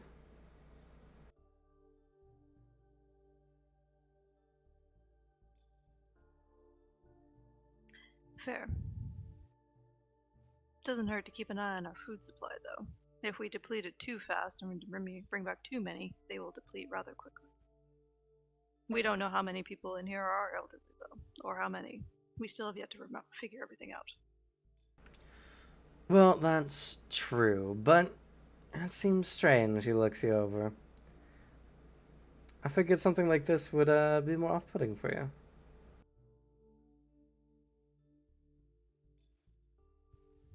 Your mother... Go ahead. I find the math interesting. The procedure, probably not. Doesn't mean the math behind it isn't interesting. Oh.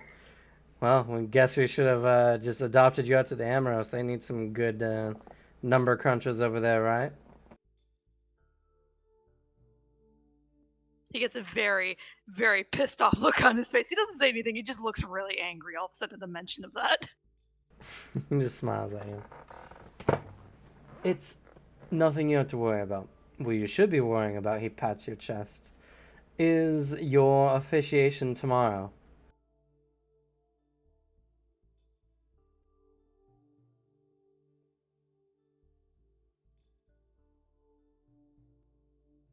Your mother gives a twisted look to their face. But Laurentiev just smiles. And I'm expecting great things from you, Anastasia. I have important things to get to. He turns on his heel and heads off to his room. Trey looks a little dejected, but tries to keep a stiff upper lip. He bows to you both and he says, I'm going to be going to bed for the evening. I'm feeling tired. Good night, Trey. Good night, Anas.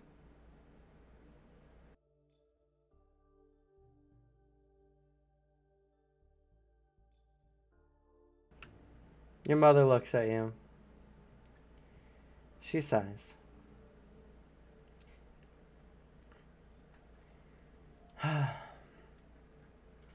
You are your father's son.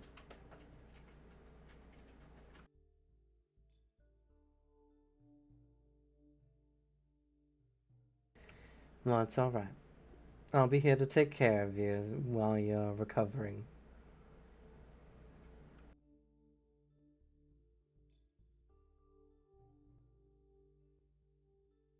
And if I'm unsure if I want this, I only outwardly accept it because it was in front of so many. She tilts her head. What else would you do? I don't know. But something about it feels off to me. This whole becoming a heartless makes me slightly sick to my stomach, and I don't know why. She comes over and she embraces you. It's okay. If you don't want to go through with it, then we'll speak to your father. It's an old family barbaric ritual anyway. Alright. I have a feeling if I do say I don't want it, I have to come up with a better excuse other than it doesn't feel right. I mean, there's not really much to it at all. I don't know anyone who would so willingly put themselves through all that pain just to prove themselves to a family who already accepts them.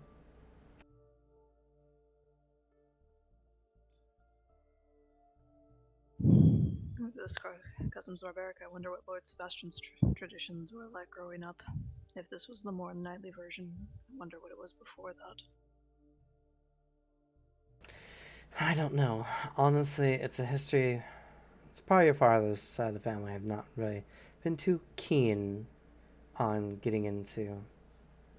I mean, Lauren T toughed through it well enough, but your sister, she was in bed for so long. It was a bit rough on her. Ever since she had gone through it, I didn't want the same for you and Trey. But I did resolve to permit it if that's what you wanted. But if it's something you don't, then we'll find something. I'll convince your father. I'm sure Lauren Teeve is done with these musty old traditions, or, yeah, whatever. He seems much more forward thinking. If anything, he's at least done with the head of house outfit. That does not look good on him. I think he looks rather dashing in it. I'm afraid we'll have to agree to disagree on that one. You young blood, she says as she pinches your cheek. As you get older, you'll learn to appreciate the history that we have. I understand appreciating history.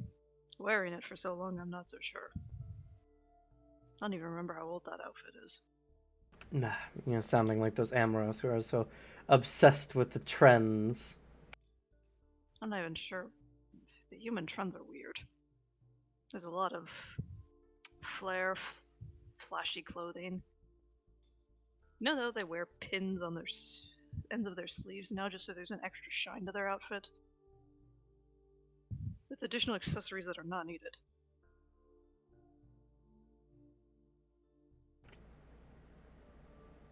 You'll learn in time. Alright. But yeah, I'm not sure I want the ceremony.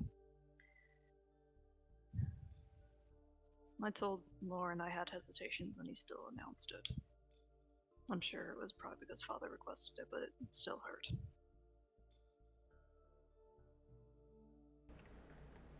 Well, your brother has always been looking out for you.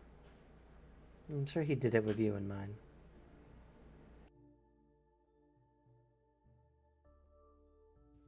I hope so. But I should probably get some sleep. It's been a long night of a lot of newly learned things. I agree. She grabs your hand and pats it lightly. We'll go through this together, dear. Your mother will always be by your side.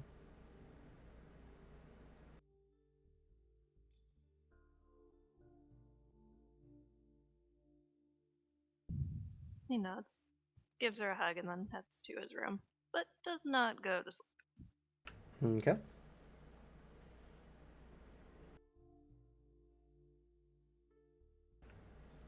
Well, real quick, we'll hop back to the other group as y'all meet at the hotel. As dawn begins to come across and the thick mists of moth roll in. Definitely a tired look to Serena's eyes. She's just like holding the blood vial. Jacques and Serena both like dead. Sebastian's just slow blinks. It's very clear that something occurred while I was gone. It's going to be a bit of an update, but we can give you the general useful information first. Which is namely that Serena will not be returning with us to the Amorous house. Under pain of what is most likely immediate execution.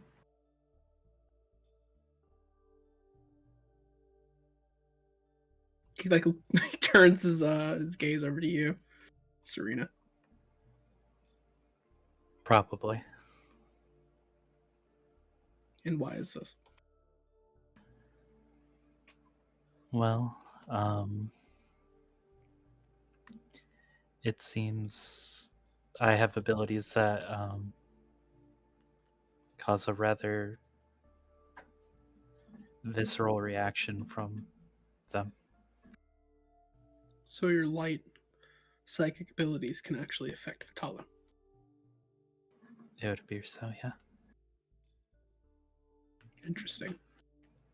They, well, one of them was going to kill Godfrey, and so I threw up a shield to try and protect everyone in the room. But I guess,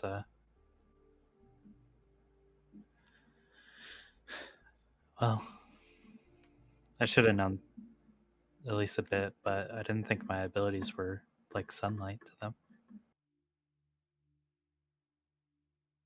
No way you could have known without testing.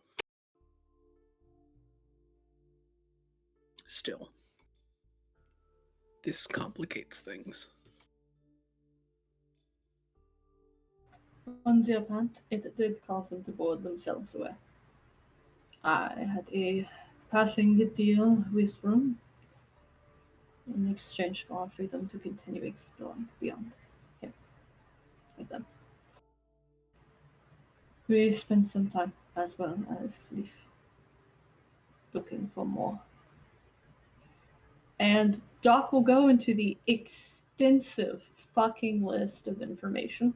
I hope you took notes while we were finding it out so you can use it for Sebastian's machinations. Not entirely.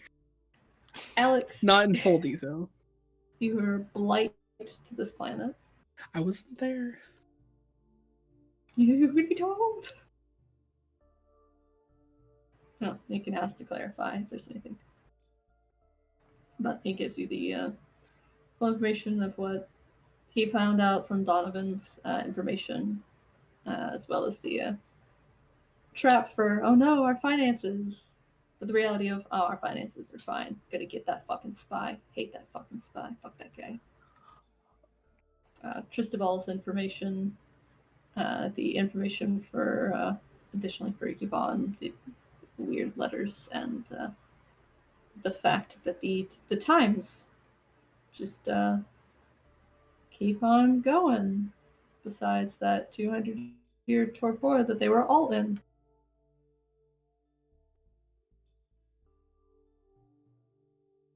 Does take very special notice in the information involving Lilia being the next heir, and also the information on Donovan and like the reason he's suspicious of all of us. That will help him from being murdered. Yep. Yet do not show any type of combat acuity. He won't take the chance. Unless it Good happens to be in information, defense of Lilia, but I imagine he will have it handled if he's close enough to see in the first place. She has already told me that I don't need to defend her. So.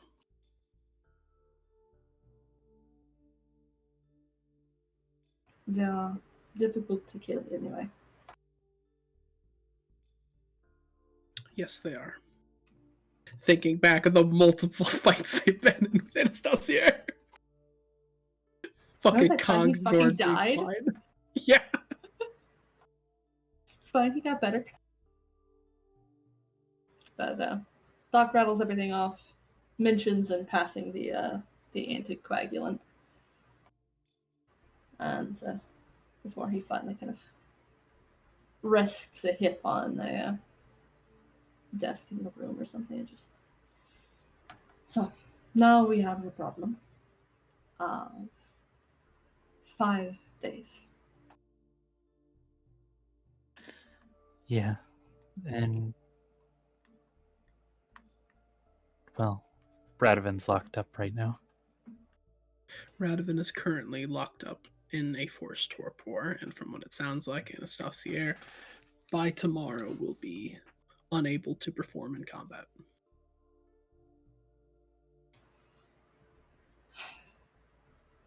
Will you update Anastasia on what we discussed? Oh, of course. And she'll tune into the. You need to be Oh, with it's us. like dawn though.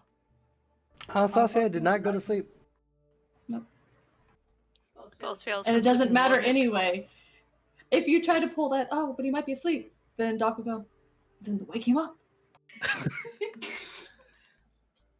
Anastasia, are you still awake? I am. I've become a lot used to staying awake during daylight hours. It's like you're just waiting for Fenwick to kick in the door. He's too paranoid. Well, we've found out some more information, and she'll update.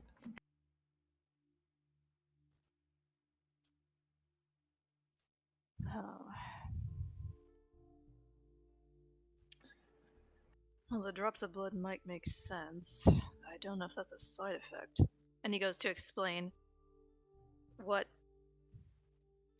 Iqbal had commanded Yvonne to do, which was drop her blast, and it showed the red veins. And he tries to describe them as best he can. But he said it's a side effect of that process.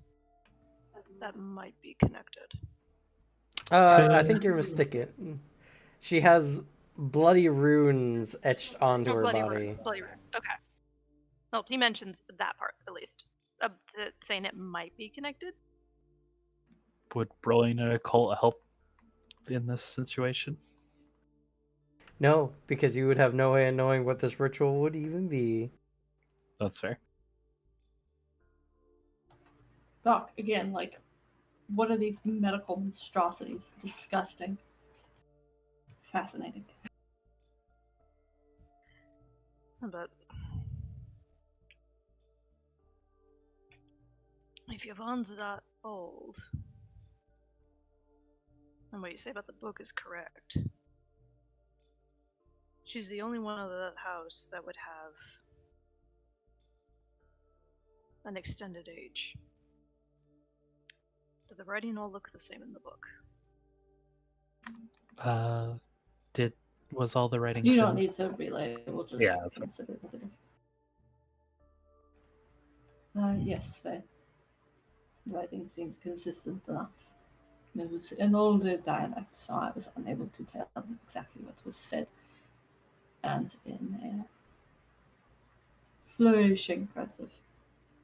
But there were no sizable gaps beyond a handful of years. Until, of course, the topo. It dates back too far.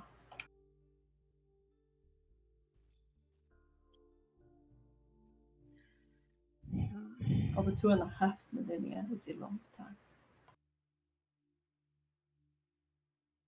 But she was never, from what it seems, if it is indeed her writing, which I have no reason to believe otherwise,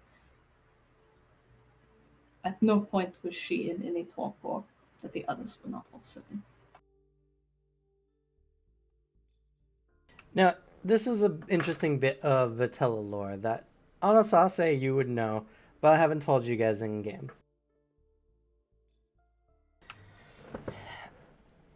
In your... It's hard to say ancient history. Ancient by most races' standards. I guess besides... You know what? Fuck it. Ancient by human standards.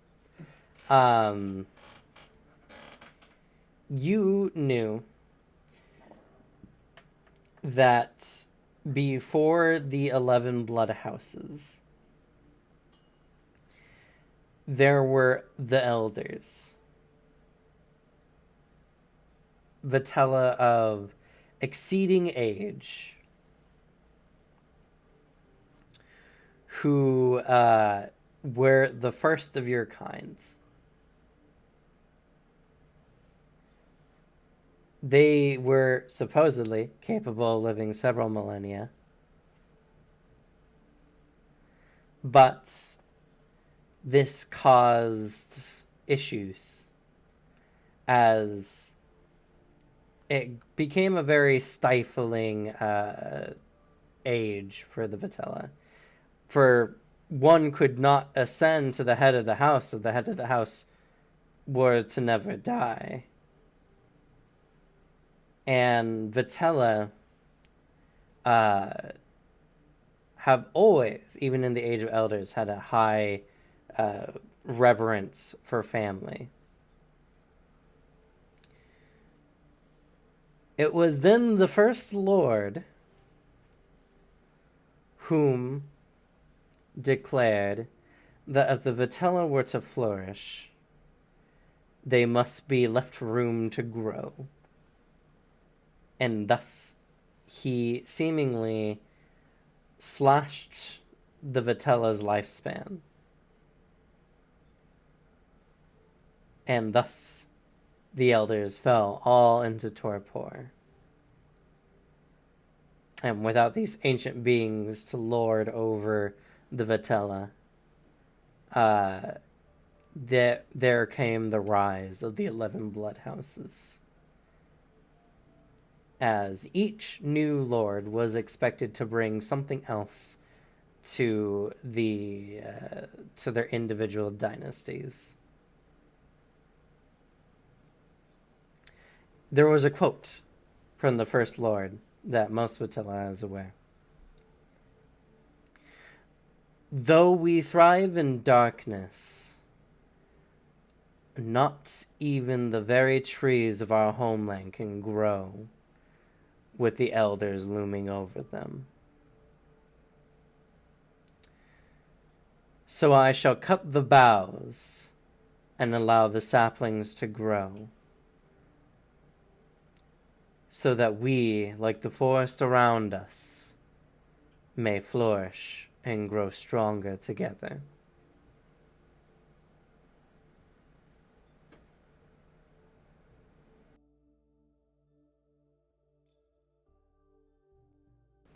And it was something that, while many Vitella, recordedly at the time, were unsure about having this, slashed lifespan, not many complained. For the first time since the Vitella's history, new lords were able to come in and flourish. And indeed, without the elders looming over, Vitella's reached what was known as a blood age,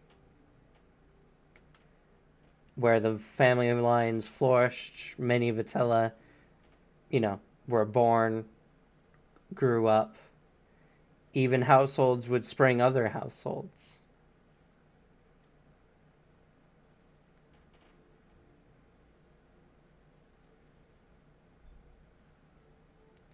It's a very interesting piece of lore that is somewhat considered fairy tale. No one is quite sure that the First Lord was capable of doing such a thing. No one is even aware if the First Lord is still the First Lord or just members of their family that have taken up the title.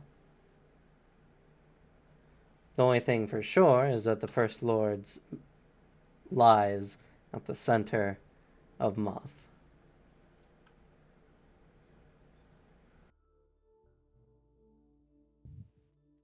He makes some small mention of the lore before he follows it up with, if Yvonne is able to keep notes and that is her notebook, that could possibly make her an elder. If she's been awake this long, but Ickfall's managed to keep her awake. But even then, he said she was his great-great-great-grandmother. That would make Ickfall much older than he actually is.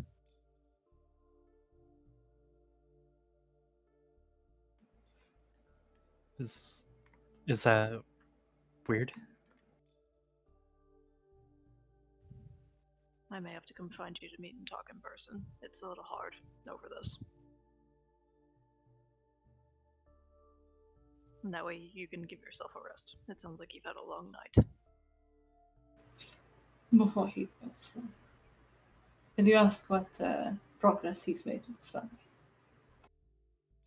We've gotten what information we can on the Amaras, and anything more personable will unfortunately largely have to be done through Sebastian's connection. Some of them can be reached more logically or through their hearts, like Lydia and Justava. The others lack the power to do much. Yvonne is the great unknown there. And of course, whether Lady Bow's bleeding heart extends to such matters. So, what of the savants? Where do they stand in this? Unfortunately, where they stand is their devotion to the house. I don't know if they can really see what's going on, or if they are there acting out and not showing signs. Unfortunately, I have yet to do any digging. I have to wait until Lauren leaves his office. Or his room. And I don't know how long that will be. They are your family that you seem to be on good terms with. Have you spoken with them personally? You seem like you come from a noble family. Do you outright speak with your family on matters that would shake the foundations of your family? I'm not on good terms. I'm not exactly on entirely good terms. They welcomed me back with open arms, doesn't mean they're willing to change their point of view for me. Have you asked? I know Lauren is fine with humans, and he would like to change things up. I just don't know if he feels like he can, or if he feels bound by his role as head of the house. So this is taking too long. Hand me the earring. Oh, okay.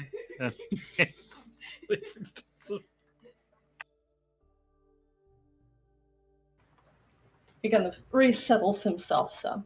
And Hello? Serena? oh no, my turn. So we now have 5 days, and you are to have your heart ritualistically ripped out tomorrow. Yes. Yes, unless my mother can convince my father that it's not what I want. Well, you seem to be a capable enough fighter, and if you're on decent terms with your family, I doubt they're going to rip your heart out for you if it's supposed to be some good family tradition, some great lofty ideal. Deal with it. But we need you on the other side. I'm not sure your entire stake in this, besides the fact that you have family and our cousins rather than. But we now have the stake of 50 people per Pitala, potentially.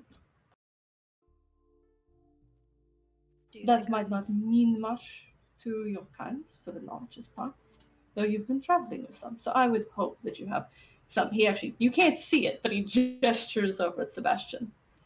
But I'm going to need you to, I don't know, put something else on the table.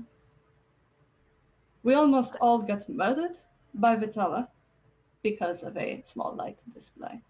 At any moment, they could decide that having known spies in their household is not a risk they can put up with.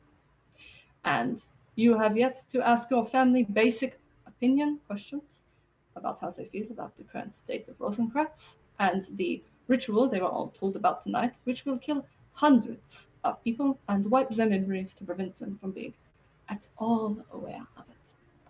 If you would please give me a moment to speak, I could answer your questions without you drilling me into the floor. You're starting to sound like my mother. Well, good. Then she probably has a good head on her shoulders, in passing at least. But you would know for sure if you talked to her more, apparently. So, what can you do? What can you offer? Serena's just like cringing. Oh yeah, no. You can see like he's obviously like actually a little irritated, but there's like a slight uptick to his lips that may indicate a smile. Though mostly Doc seems honestly fucking stressed. I can find out more from the documents once Lauren steps away from his office. Where my family stands, my mother does not believe humans and Vitella can get along. My sister is in the middle ground, finding humans to be disgusting creatures because they have different bodily functions than we do. And my brother Trey could care less, he's more concerned about his studies. My father is old-fashioned, willing to see humans put in their place like cattle, and my brother is willing to take a different view on this. Now, if you will excuse me, I would like to go do some snooping and possibly look for Radovan. Your sister sounds like a child, and the rest of them convinced to change or find another avenue. They don't have to love humans at all to get along. They just have to accept a new status quo. Do Here, you have an idea you on can how we say- can get along? I have not had any, other than the fact that you just have to be around them long enough and they grow on you. the main concern I have seen so far is how the tax is handled.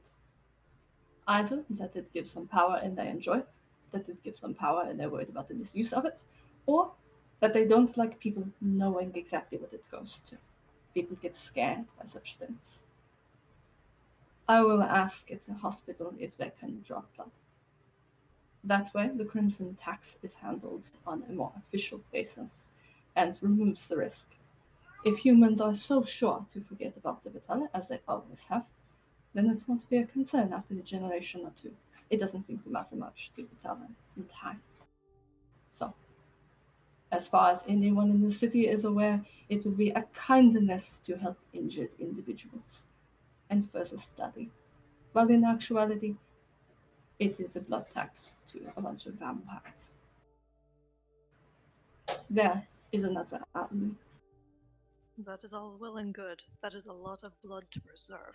Do you have some miracle way to preserve this, aside Yes, from I sticking it in do. snow? He cuts you off immediately. And now you see, in full glory, Jacques' smile. It would take a moment to replicate, but between my own prowess and Serena's diligent help, we should be able to come up with something. Okay, where would this amount of blood be stored? It would likely be stored in a access room in the hospital or in a separate building.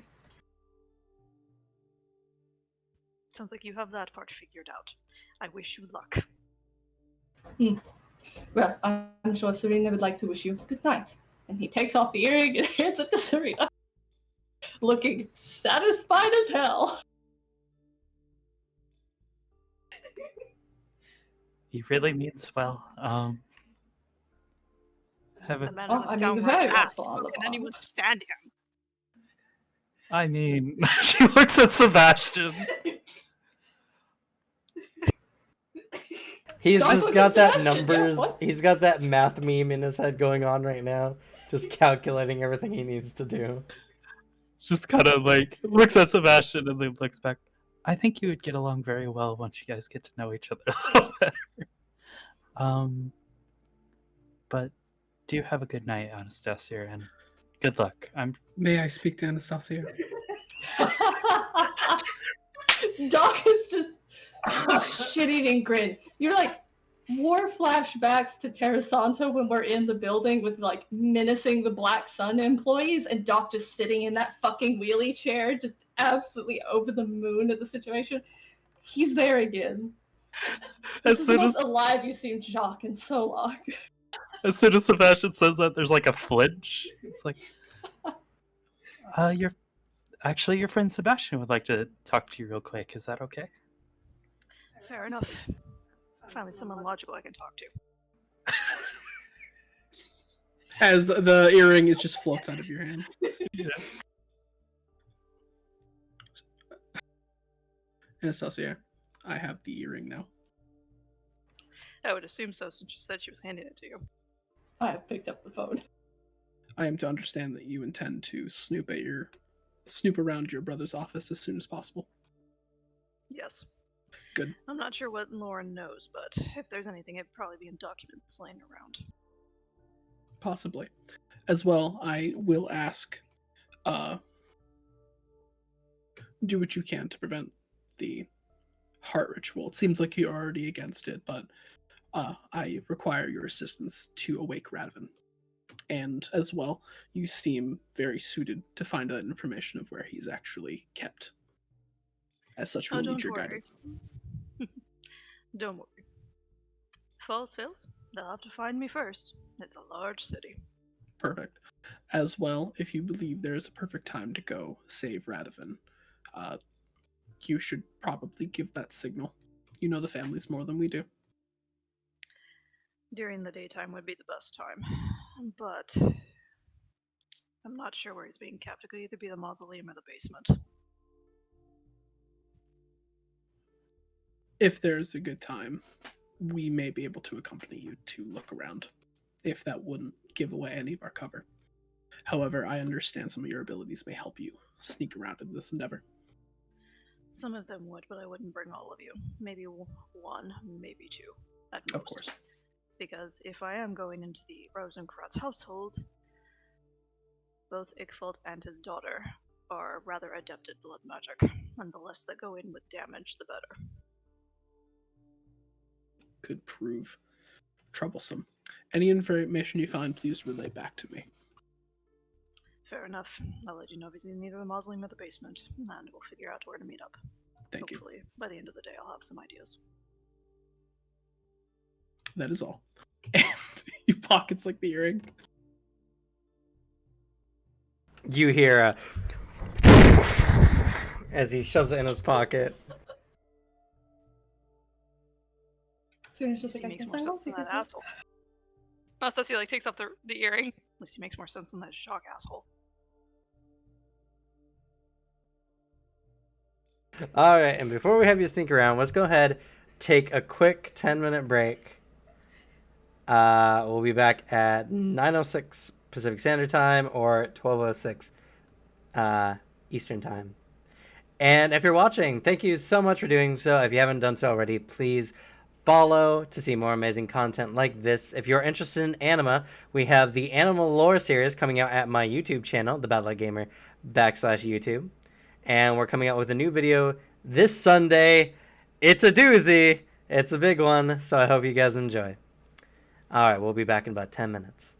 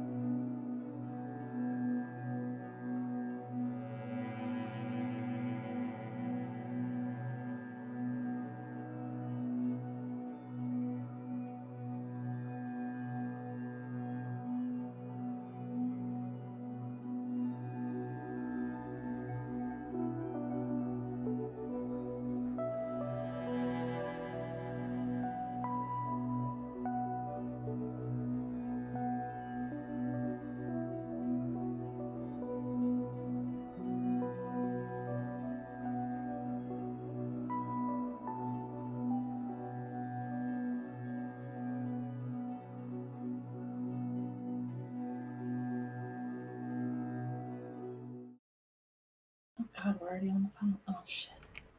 Time Yeah. flies. This campaign specifically, I don't know what it is, but it feels like nothing happens and 3 hours are suddenly flown by. It's because Lot of it's always time. tense. Yeah. More intense. Anywho. So we're back. Early.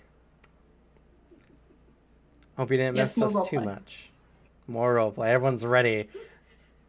So, Anastasia, you had something you wanted to do. He's gonna go into his closet, pull out a very old, dark-colored travel cloak, and it's going to. Which weapon does he want? He's gonna grab like a small dagger someone probably gave him for training and he just held on to, but he's not gonna take any of his normal weapons. Okay. So you grab a traveling cloak with a hood, a pair of tough leather gloves as you get ready to head outside. The sun is just coming up. Peeks through his room, through his door, and sees if anyone's out in the room. No, this is about 4 a.m. quality time here for you people. Which doesn't mean Lauren's not walking about or pacing. No, he doesn't seem to be out and about.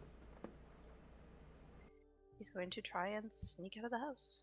And he's going to use his shadow to emphasize that. Okay. Make a stealth roll.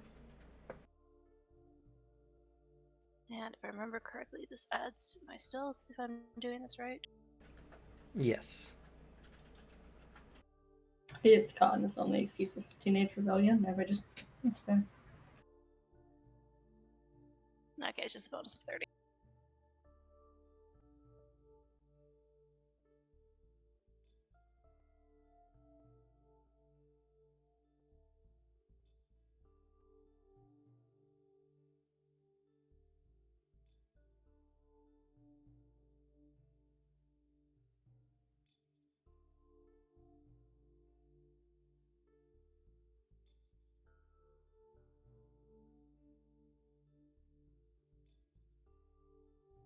Has 123 stealth.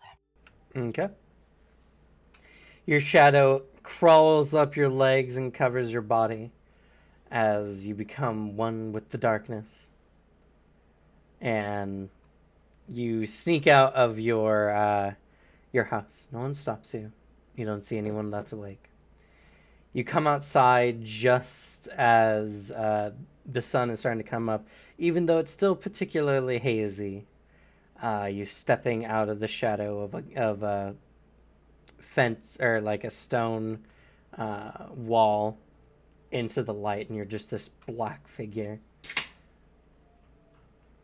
You quickly move across the yard, hopping the fence that separates the Sorbonnes from the Rosenkratzes. And you come up to their large manor. It's not as fantastic as the Amoroses as far as pure sizes, but it's a manor nonetheless and pretty big size. There's a lot of possible entry points. Where do you try to enter from?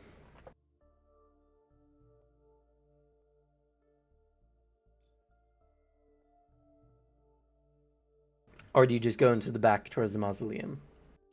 He's gonna head for the mausoleum first, because if he goes in the house first and he alerts them of anything, if he's in the mausoleum, they'll seal it up pretty quick. Okay. So you head to the back mausoleum. It's a large kind of affair. You head inside. Stone steps kind of descending into darkness. Your dark vision, of course, allowing you to see. You come to what appears to be the main space. A flat stone floor with several alcoves set up. Then there's nothing in the alcoves. No. From what you're aware, the Rosencratz family is a new family.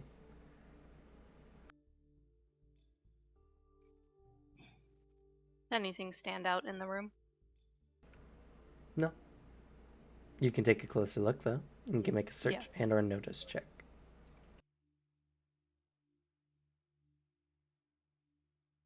He's gonna go with notice. Okay, notice will have a higher DC.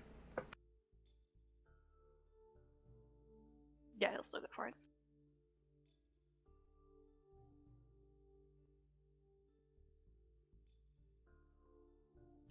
Rolled the nice number. Nice. Nice. Devin. What's up? That is a 136. Nice. Alright, you can lean back in your chair now. Go away. I was just disturbed by that. I don't know why. 136. You kind of look over everything. It's strange. Mausoleums, especially family mausoleums, are built to have multiple generations interred upon. But from this, you can see maybe 4 possible spots. It's just a very small mausoleum.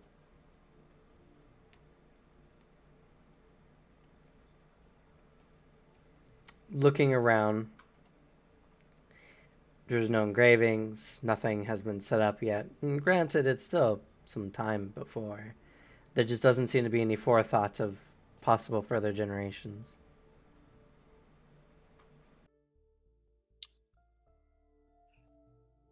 He's gonna double check for secret doors or anything before he leaves. Checking over each of the alcoves, you find that one moves. And one of the spots that, the coffin will be interred in opens up in what appears to be a set of stairs that leads further down into the earth. Does he hear anything from down the stairs? No. Just faint,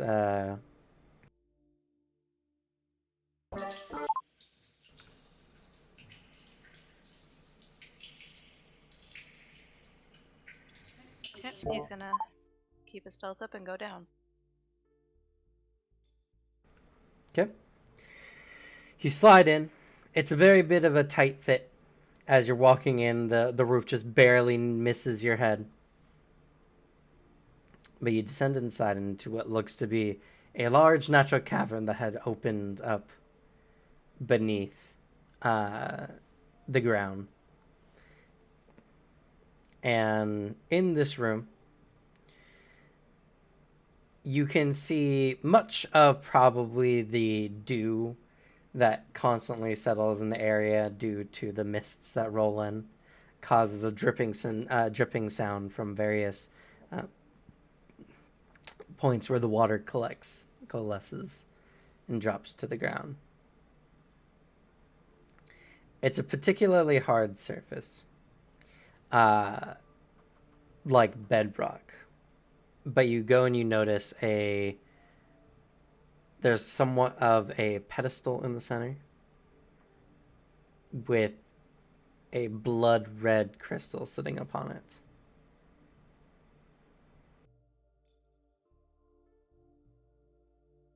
Is that the only thing that stands out down here?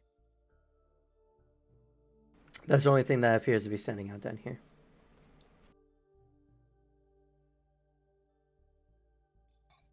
Have I heard of anything like this before? Do you have magic appraisal? Nope, I do not. You have no idea what this could be. Good old fighty boy. Well, to be fair, the only magic he knows is Finwhat's magic. Yeah, good old fighty boys.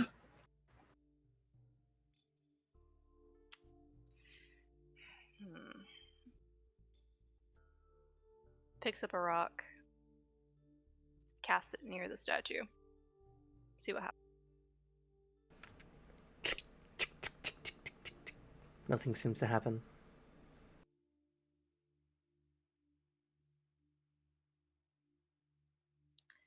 And it's just the room down here. There's no other additional openings leaving. Nope.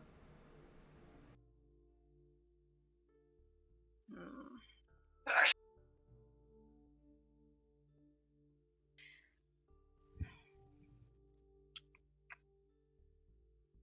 nothing down here.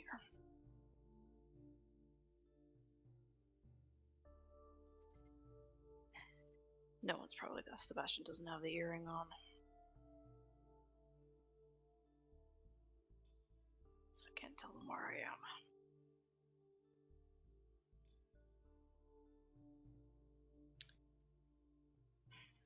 He'll come back to this. And he'll leave the mausoleum.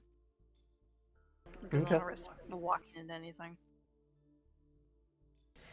You slide out, closing the alcove quietly before heading up. It's getting brighter outside now. Pulls the hood lower. What would you like to do?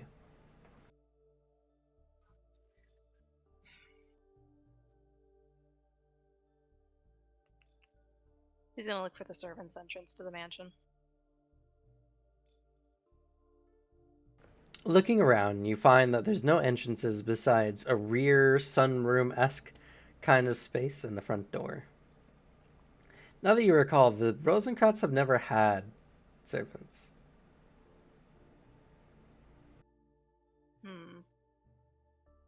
Granted, neither do the Sorbons, so.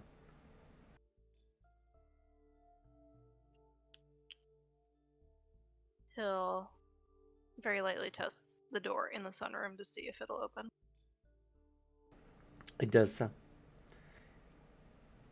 You quietly as you can push it open. It slides in its groove. You see what appears to be a French door, which is a set of two doors that face inward, and glass panels that look into the what looks to be like a back living room kind of area.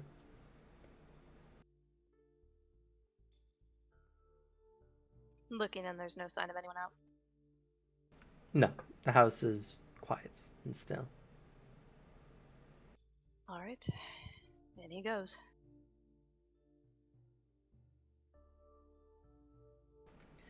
The back door is not locked as you slide inside. Everything. Your footsteps are nearly inaudible as you walk across the soft carpeted floor.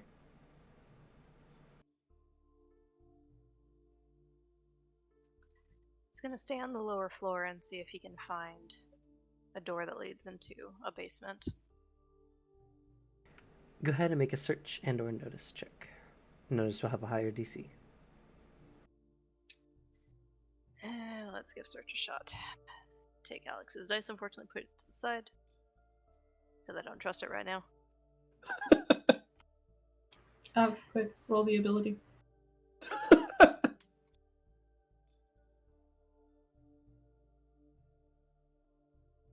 Was it tails? It's always tails.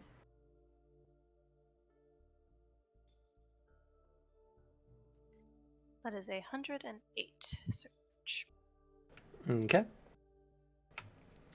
As you look around the first floor, searching through, you find the kitchen area, which is a very small kitchen, very almost homey. You find a small dining area, unlike the large dining area you find towards the center of the house.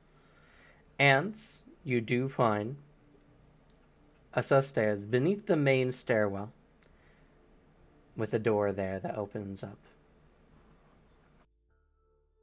Looking around to make sure no one's following him. He will then head down the stairs, closing the door behind him so it looks like no one's down there. Okay. Looking around, you don't see anyone. You close the door behind you and begin walking down the stairs. As you do so, it seems to descend into the basement. And there you can see a large stone floor and what appears to be several coffins. Found you. Any of them stand out? Do you enter into the room?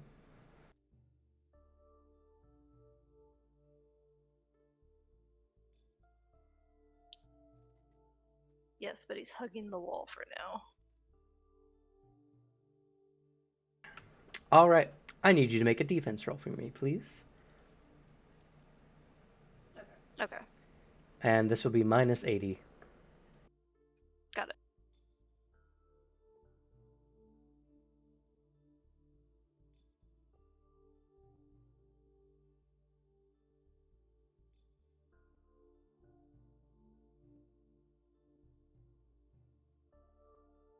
That is a 164. Dodge. Okay.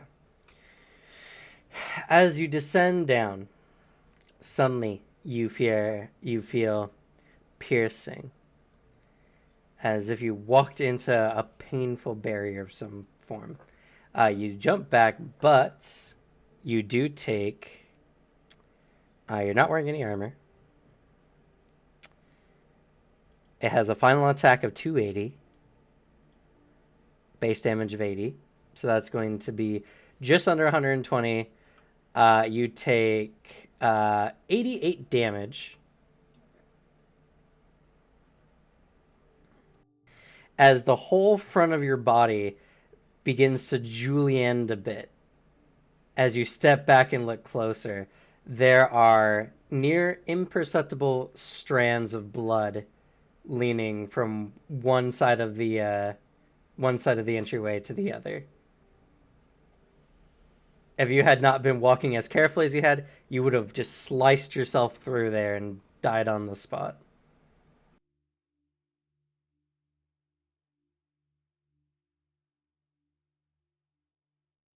You can see drips of your blood coming down from various strands. That amount of damage would have killed a normal person. I was gonna say, thank fucking God you're like a frontliner. Like, Jesus. Was that a critical, Yeah. by the way? What's your total Yeah, health? with like 200 health, right? I have 165. Yeah, that's a critical. Yeah, No, that'd be it's critical. Just under by Just 3. under? Okay. yeah, Yeah. just under. Or no, it's Oh, no. 66. It's on the dot, half your health. Okay. So roll physical resistance.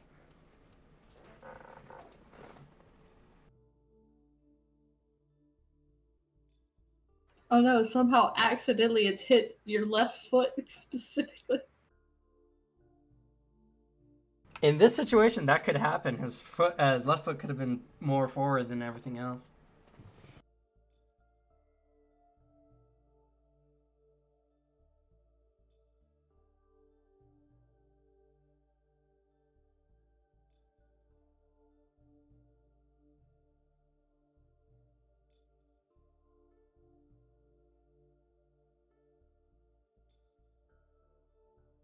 That's critical level of 188.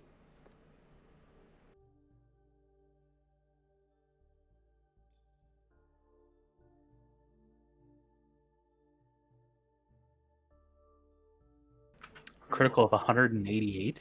I rolled the 100. What is it with you and wanting to kill my characters? It won't kill your character. I do have to hit roll hit location though. Ooh, that's a 10. That's not good.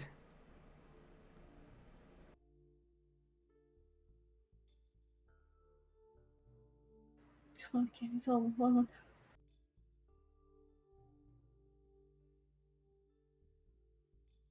Go to Serena for healing, but then it's light based. It just kills you. Okay, nothing for you to be concerned about. Your character is That's not immune to criticals, so nothing was That's maimed right. off your body. Well, I was curious if something would have gotten like shorn off, which was possible. Even though you're immune to criticals for the most part, you don't suffer any negative penalties for this. Essentially, You can still be maimed. The only problem is you've left a lot of blood behind. Now, looking at these strands of blood, and this is just kind of a general thing of Anima in general, they don't seem to have dissipated. But you could technically cut these with your dagger since you have aura extrusion. Or I could use my shadow. Yeah, your shadow also works.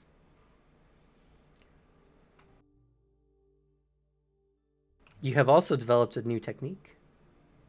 He has.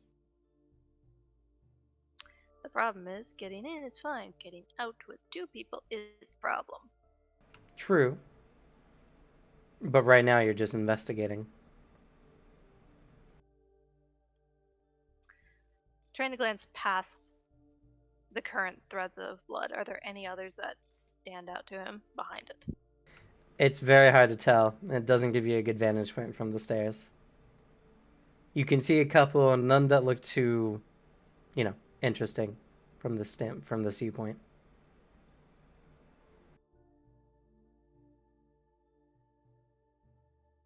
He's going to try and cut it with his shadow.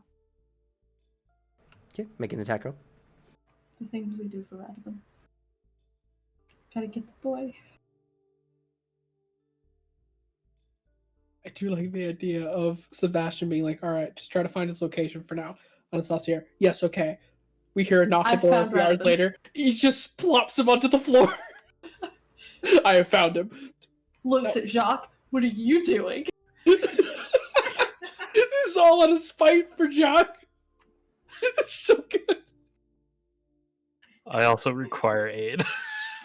Bleeding everywhere. I love the idea of doing a full rescue mission just because one guy was kind of a dick to you. He is an idiot teenager. Piss him off enough, he'll do it just out of spite. True, that's very true. That's Jock's version of persuasion. Yeah, he's like, I will push them to do it just to be contrary towards me. That is a So that way you can get persuasion working insufferable. 57. Are you Fuck trained with that blood daggers? Hmm? Are you trained with daggers? He's using his shadow. Oh, it's your shadow. That's right. Okay. Fine enough. Your shadow just goes and just shinks through the blood strands that you can see them faintly falling. Hey, Pause. look, snack. Pauses for a second, sees if they reform. They don't Cursed seem to string reform. cheese. I'm sorry, I didn't hear that. Tastes like me. Don't worry about it. Continue. I said, oh yeah. No, I was talking about what you said because I didn't hear you. Yeah, I know. Don't worry about it. Just continue. Now I'm worried. He was mentioning the Trask waking up, but the Anima version, which is far Ah, worse. okay. Pretty That thing crystals on on the it though. Oh, yeah, no, that'd be Earth. Not the Earth elemental like T-Rex thing. I take it back. After cutting it, he slips through slowly and then pauses to see if there's any more of those. D&D 10-foot pole it.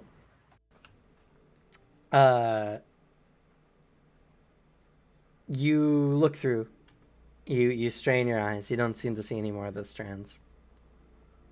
Still sends the shadow out just in case. All right. Shadow goes out. Isn't Julie-ended or doesn't strike anything.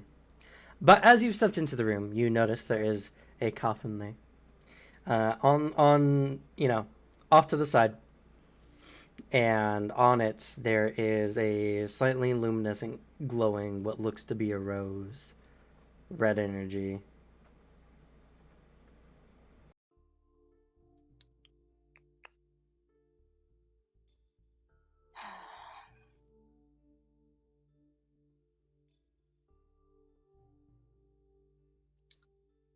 Looks around the coffin to make sure there's none of those strings or anything else similar.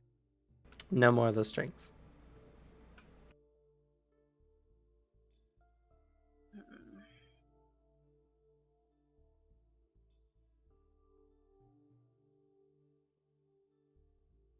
From my knowledge of the family, they sleep on the second floor, correct? You have no idea.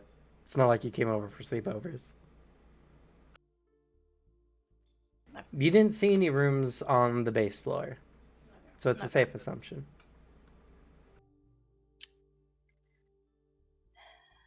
Examines the rose, sees if there's any kind of lock or keyhole or anything like that on it. No, just a coffin.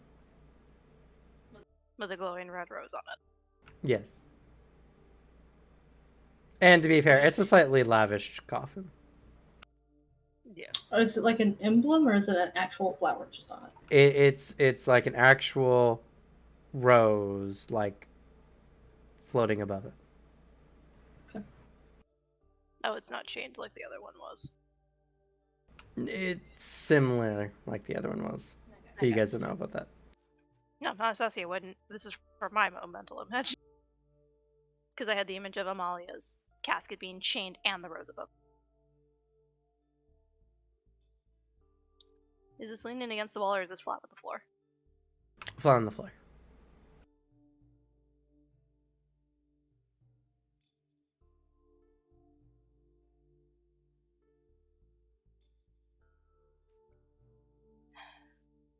Heads back up to the door, listens to see if anyone's there.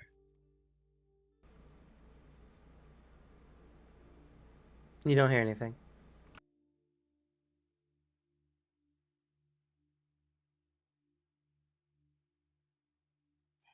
Passing by the strings, is his blood sticking to the string or has it dripped off and onto the floor?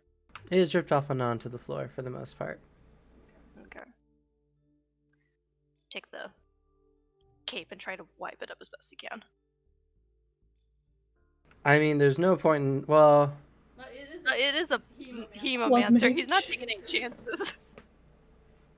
you would find it to be incredibly hard, as you would also have to try to Shut up, Alex. clean up all the strings individually.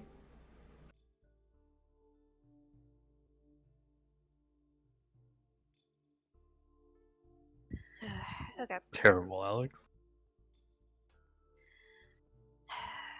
Guessing it's Igval, and the fact that he's a hemomancer. Was this a similar red glow to the gem he found in the mausoleum? I would say so.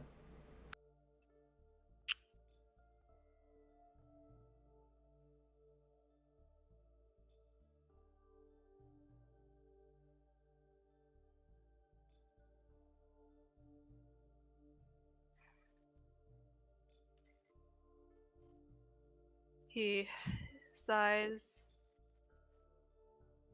pricks a finger of his on the dagger, and sees if bleeding on the rose will get it to stop. You do so. The rose seems to absorb it. But nothing changes. Nothing changes.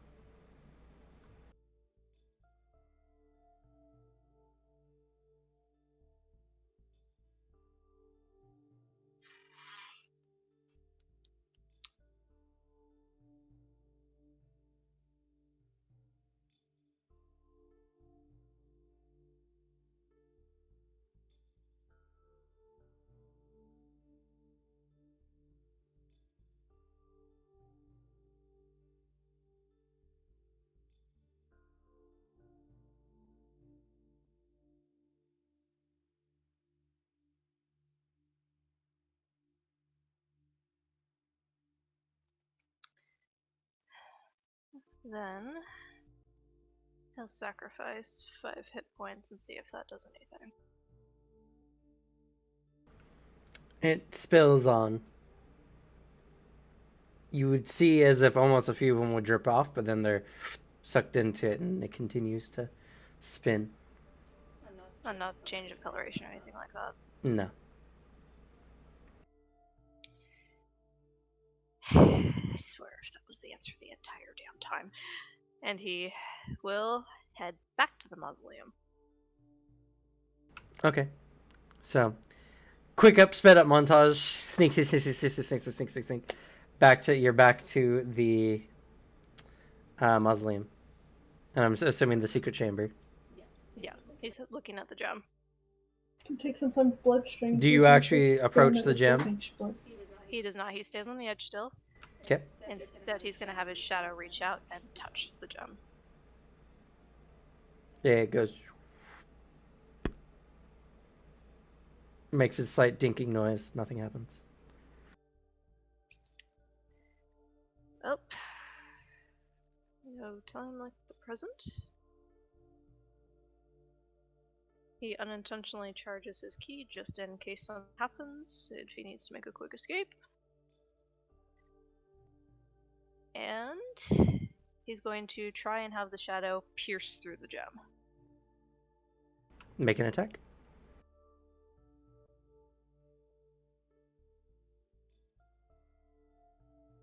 That's an open roll.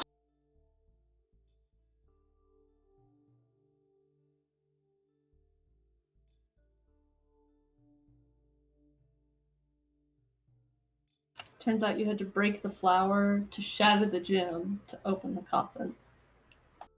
It's a fucking point and click adventure game puzzle. That's all it is. Pick up the crowbar to get off the chains, to get in the door, to get the hoe or the shovel, to go out into the garden, to dig up the hole, to get the chest. Oh fuck, where's the key? God damn it, I missed something. That's a 292. Okay.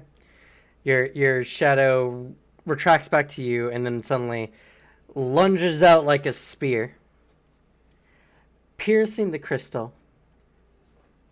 It shatters, and you see a bunch of magical energy, red streams of light emanating out from it in multiple directions.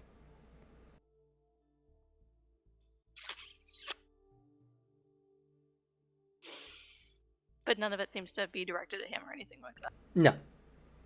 Whatever this had, you just released all the energy within it. Okay, cautiously make his way back in just in case that woke someone up. As you begin, you quickly move, and you look out to the house. Nothing seemed to happen.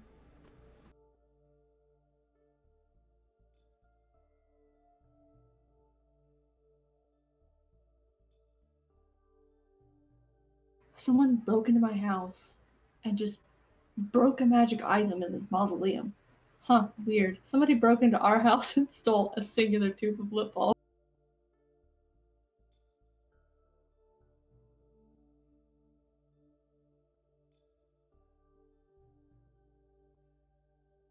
The crows. This is why no one knows where we live.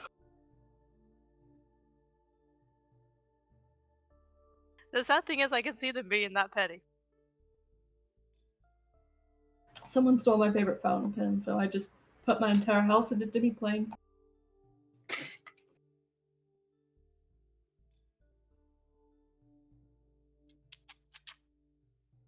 He decides to not go back the way he came. Instead, he's gonna go for a side window.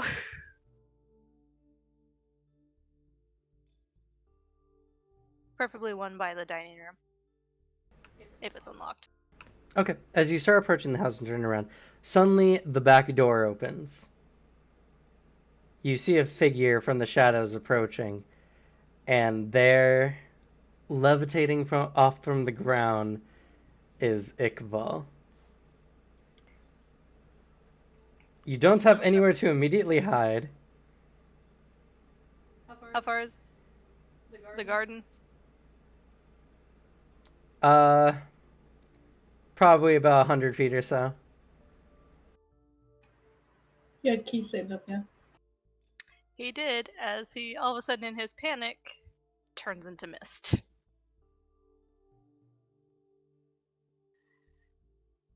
You see Iqbal's hand reach out and grasp as you turn into mist, but And nothing he- happens. And he takes off in a direction, not in the direction of his house. He runs. Okay, which direction do you run? You can run towards the crow's house or the Amoros's house, or you could run towards Iqbal.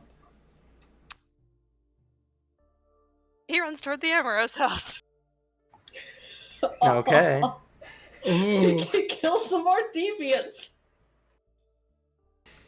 So how long does this mist form last? Is it a maintained technique?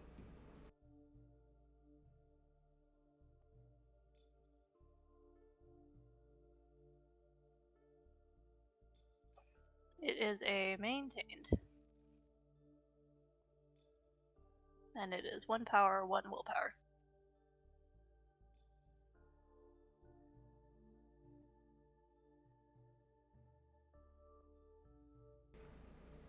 Let me double check something.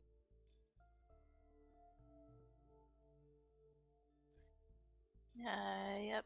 Taking into Nebris and Dark Appearance. When executing this technique, the user acquires a state of intangibility, which he can maintain by paying 2 points of keep per turn. Yeah. How Okay. many like key points do you have? I have a pool of 50, if I'm reading this correctly by the sheet. Nice. 25 turns, not bad. Yeah. Well, how many did you spend to use it? 4 to activate it, and it's 2 to maintain it. Correction, 8 to use it, 2 to maintain. That's still 23 turns. That's pretty good. Pretty good. Yeah, It should be because 21 turns. Okay. So it's 8 minus 50, which is 42. 42 divided by 2. Oh, sorry. I was still going on the fact that it would only cost 4 to activate. That's my bad. And that was also my fault. it's fine. 21 turns is still a lot of distance to cover. Yeah, and what's your agility? Fucking dodged it. Agility's a 10. Yeah, you're very, very fast. Mew. Levitate after me, flyboy. Oh shit, how fast? You know, I actually didn't think about this. I don't know how fast Iqbal can fly. You just missed The into the questions. Ambrose house, missed back out, and just leave him in there for them to deal with. One of you came in here. What are you talking about? One of you broke my shit. I'm gonna suck all the blood out of all of your bodies. Who broke my shit? Everybody looks at the deviants. They turn to mist. Oh, well, none of us can do that. That's just what I thought you'd say. Which would be fair if he didn't have my blood on the string. No, I mean, you cleaned up stuff as best you could. And Yeah, but that was if he not- can find and tell, like, the individual blood drops. So, because how it's powerful blood. is that? I don't know, but it's your blood on his blood, because the strings are literally just blood themselves. So the fact that they're cut is like, oh no, there's blood places. So Technically, we don't even know if it's his blood. It could be from whatever human he drained. Either way, he knows I'm involved, which means he may go back to my house at some point. he doesn't know it's you. He opened the door and you misted. You had your hood all the way down too. Yeah, you're completely covered up like any battalion would be. You were just some strange misturning person that just You're punched his some crystal. misturning deviant, you mean?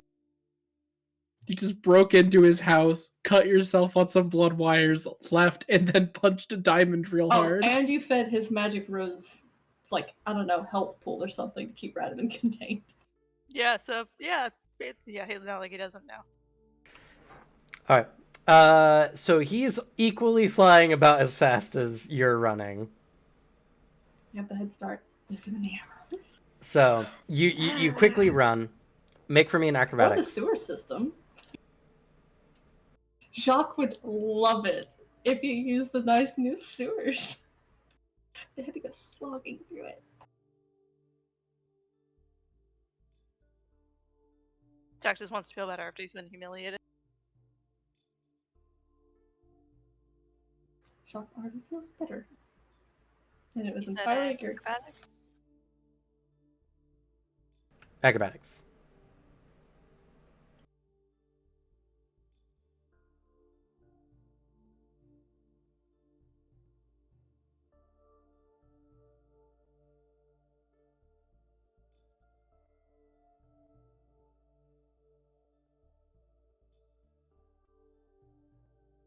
That is a 210.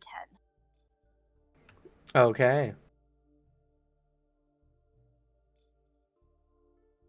And while he's booking it, he's actually saving up a bit more key.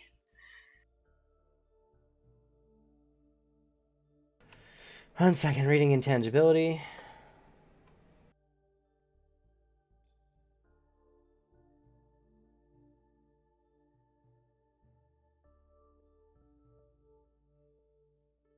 Yeah, in your mist form, can you fit through pretty much any opening?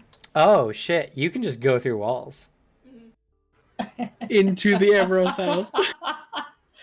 Oh, that's perfect. And all of y'all are asleep, so you don't get to hear him going shit, shit, shit, shit, shit. We're not even in there. Yeah, we're just like. So what's he's going on? pursuing after you, just floating ominously, at a very fast pace, like Olympic runner fast. Iqbal's flying as this mist cloud is running. He looks just as ridiculous. Sebastian just straight as a board, just new. Not used to the form at first, you very agilely leap over the barricading wall between the two. But you then realize that you can pass through the wall. So you just go into the Amoros house. What do you do now? You don't see anyone up at the moment. Donovan had an office, right? He's gonna look for an office tied. Remember, you don't have a lot of time for this intangibleness. Yeah, you can just Yeah, poke he out the knows other it. side. Yeah, he's gonna go upstairs to the 3rd floor and then jump out a window at the end of a hallway. You could just pass through the house. True, but he's trying to give him something he has to do to follow him. He can Well, fly. he's He stuck can't go outside through the walls house. though, but if he's following a trail, he's gonna He have to go doesn't- up the stairs. He's just following the fact that he sees you. Mhm. So if you just go straight through the house, he'll have no way of knowing that you went straight through. Especially Yeah, because you're putting so much distance and like breaking line of sight that you can hide inside a different building if you want, or behind a wall or something. Do some shadow Yes. nonsense. Alright then, he is going to go ahead and go through the house entirely. Hopefully not go through anyone. Also, I find that like mental image fucking ridiculous. Just a little cloud of mist being chased by just a perfect floating vampire van. Just we get to our final like big bad. Like he makes his monologue. He goes like, "You're not so different, you and I." Sebastian's like, "Yeah, true though. I also float around really weirdly." So he admits it's weird. Bro handshake, not being able to walk normal. Bro handshake. You touch hand? No.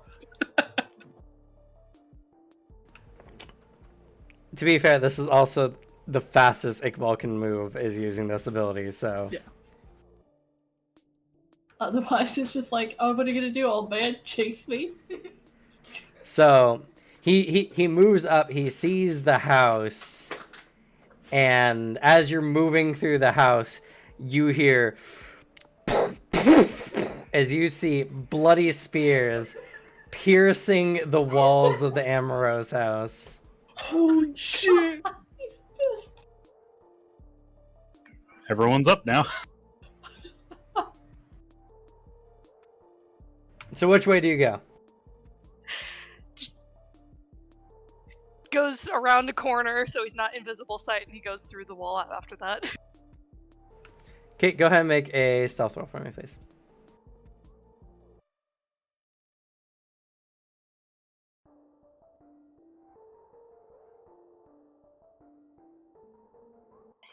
Any bonuses to this because I'm intangible? It doesn't say if I do.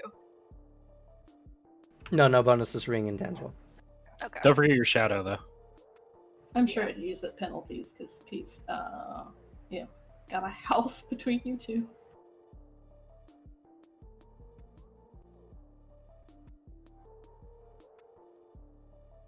I'd say just go down into the sewers, but like I actually don't.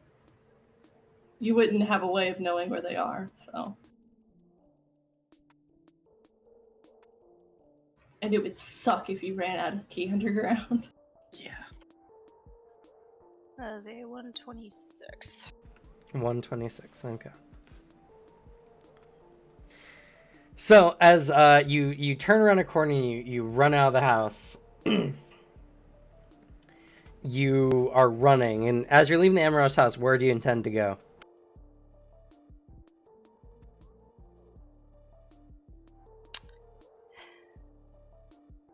How big is the wall that surrounds the city? It's a good 20-foot wall. Not that In that thickness. matters. In thickness. What does that matter? Well, if it's a 60-foot thick wall. It's probably no thicker than 5 or 6 feet. Get. It's going to run up to a wall, and hopefully I have enough key. How many rounds would it have been? This would be the 4th round. You're very fast.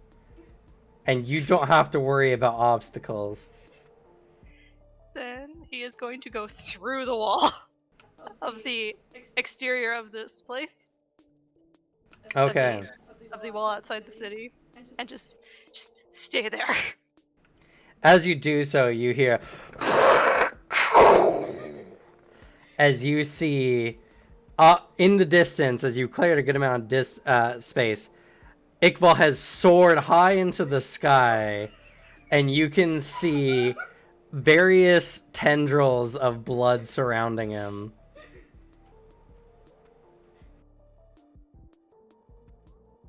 As he has ascended about 100 feet up, as he is scouring the landscape. Fortunately, you found cover. Dipped into the forest, which is very hard to see due to its innately thick canopy. You in the shadows, one with the darkness, one with the darkness. Edgiest you've ever been in your life, one with your darkness to escape the blood mage.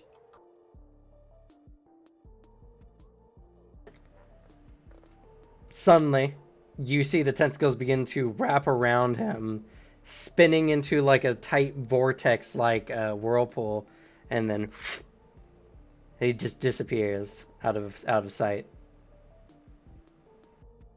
Stays hidden. Is prepared to run if he hears anything. You wait. About a minute goes by and you're getting really close to the end of your key.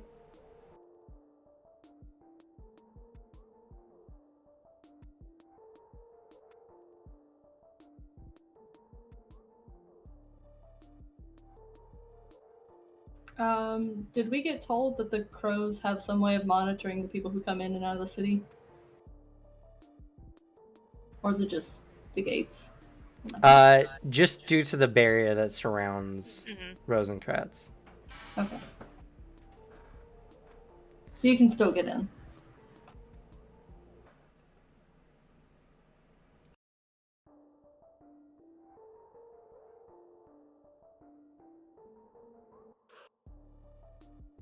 One with the shadows from us.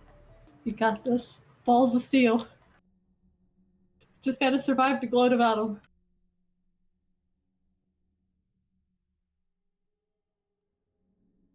Also, we are not fighting Iqbal without a Deus Ex Machina.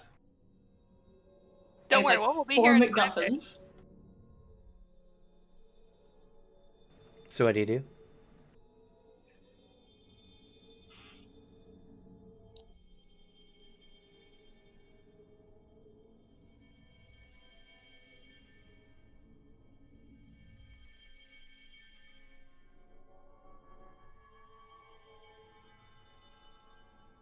Tries the ring.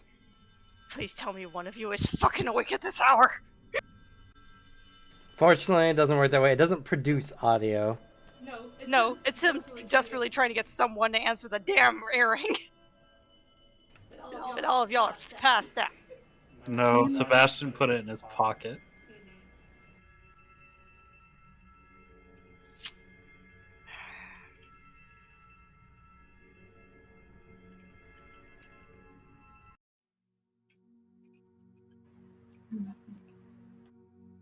He goes a little further into the forest.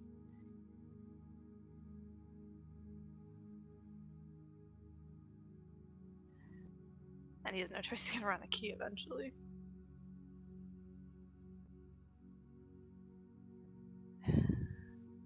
Would I have enough to activate the other ability I picked up?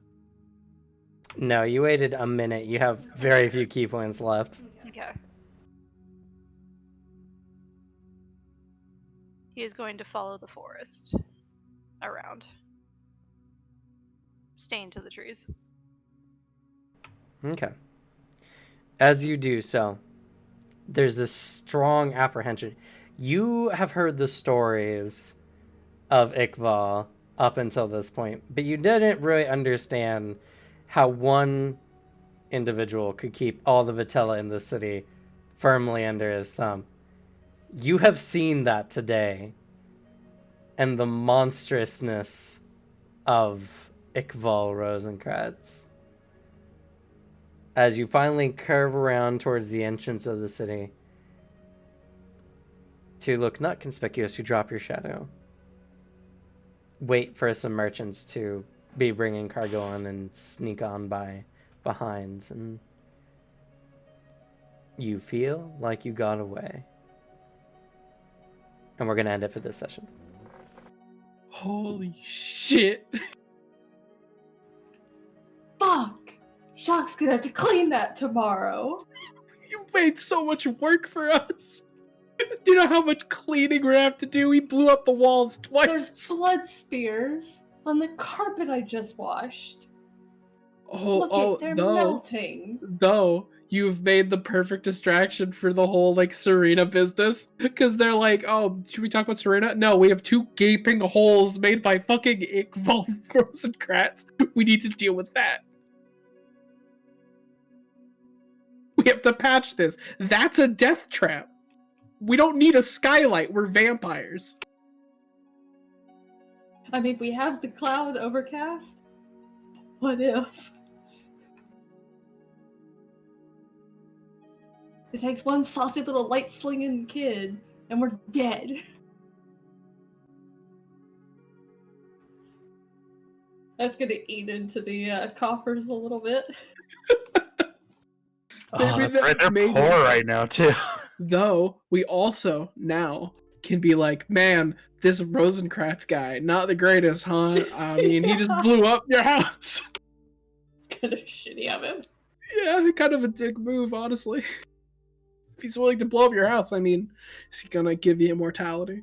Well, he's bringing old ones back, so yes. Actually, didn't your first lord, like, fucking hate that? And, like, none of you got anywhere because of people being brought back like that? Or just not, going into torpor in the first place? Huh. Point. So, I know we have a lot to talk about, but first, let's do experience before we forget. Interpretation for the session. I think you guys did pretty good. Everyone got into character. I really enjoyed it. I'll give you guys 20 experience points.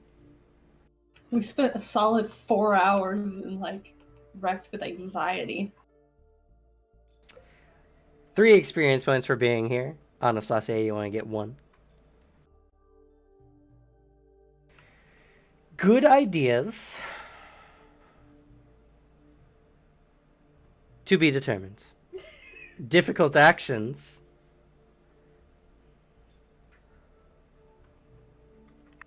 No. We're going to count it as a different reward anyway. Segment closure. No segment closure. Combat awards. Anastasia, you survived an encounter with Iqbal. At the very least, you get half experience. So y'all get 15 experience points. As I said, we're not fighting him. No, we're not. Not without, like, an army or 5. Half is 15? Oh god. Jesus Christ. He's an impossible fight. Lucky for y'all, there's 50 Inquisitors on their way. Oh no. Then get curb stomped. Are you kidding me? They're dead on arrival. It's what you get when you have a vampire who can use high blood magic. Fuck these divine level casters and magic fields. That's fine. We're gonna get the First Lord to ground him. is in trouble. Hey, he's undoing that thing that you did. Fuck that guy. First Life voice, yeah. Cracks open a beer. That's the one you were telling me about, right? Alright. Yeah, I can help out. So beyond that, we're not going to give any additional experience for combat awards because self-inflicted harm does not count for damage taken, nor damage dealt. I mean, you did face plant into some wires. Oh, that's true. I guess you do Yeah. get a player award for that. For Most damage taken. damage that By the Hillary way, made. you're gonna have to explain to your family why you look like you just got nearly bisected.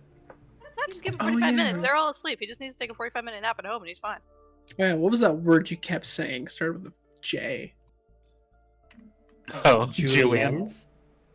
Yes, 'cause I know what that means. It's what you do to fries. It's potatoes. Huh? Slice it. It's a particular method of slicing. It's not technically Oh. julienned because he wasn't cut into squares. But It's a whatever. very visceral explanation. Yeah. Yeah, I'm looking at a picture of an onion right now, picturing that is like Anastasia's face. So, And he went like halfway through. yeah.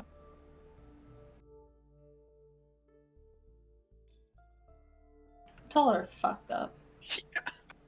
We sure we don't want to just part the clouds and call it a done? No. Radavan. Face award goes to Jacques, surprisingly. Jock had to make a bunch of composure, so. And tell Anastasia to do his fucking job. He didn't mean to such an extreme, but he'll take it. Utility award. I will have to say we'll go to Anastasia. You had some good tools to do what you wanted to do this session. Pity award, Serena. Being taken out of the verbal combat due to your bleeding heart. You got it last time, but this time there's just a lot of those kicked puppy looks. I felt that one. Especially when she was about to like console Anastasia and Sebastian's like, let me talk to him. And it's like, oh. Any player nominations and or kudos? Fucking Anastasia versus Jock. That Yeah. argument. Holy shit. 100%. Both of you took a player award. That was great. I've been Both waiting sides. for it. I I knew told it them was after you left after last session, I was like, listen, if he doesn't have a really good answer, Shock's gonna take the earring. And it's not gonna be nice what he's gonna say. So, thank you for playing that one back and forth. I appreciate us putting up a fight. Jacques rarely gets that nowadays, aside from Hell Knight. And even Hell Knight's not really a unfortunately, fight.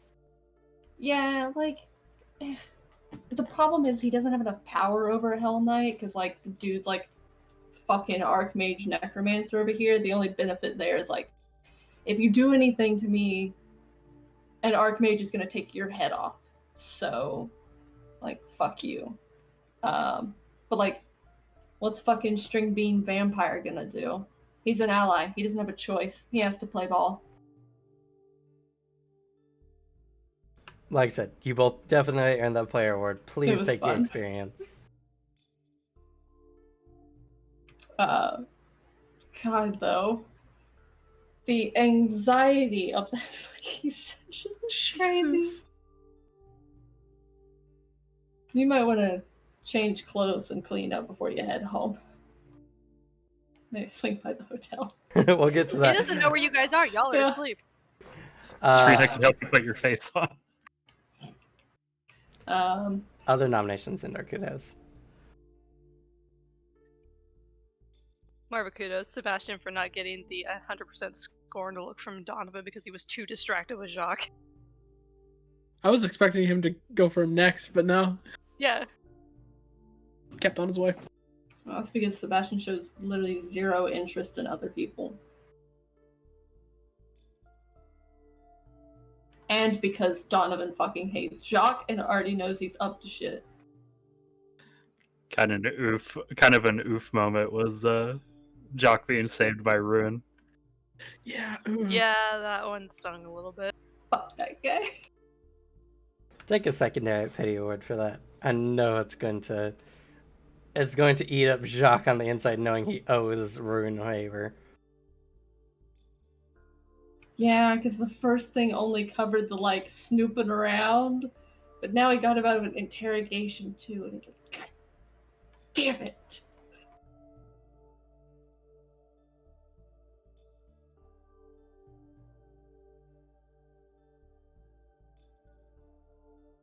Sebastian didn't get to do too much, but unfortunately for you, that doesn't bode well for the next time you actually got to talk to people. Because now you are the only one who can sway minds beyond if Tristobal wants to talk business, or Donovan menacing Jacques more. I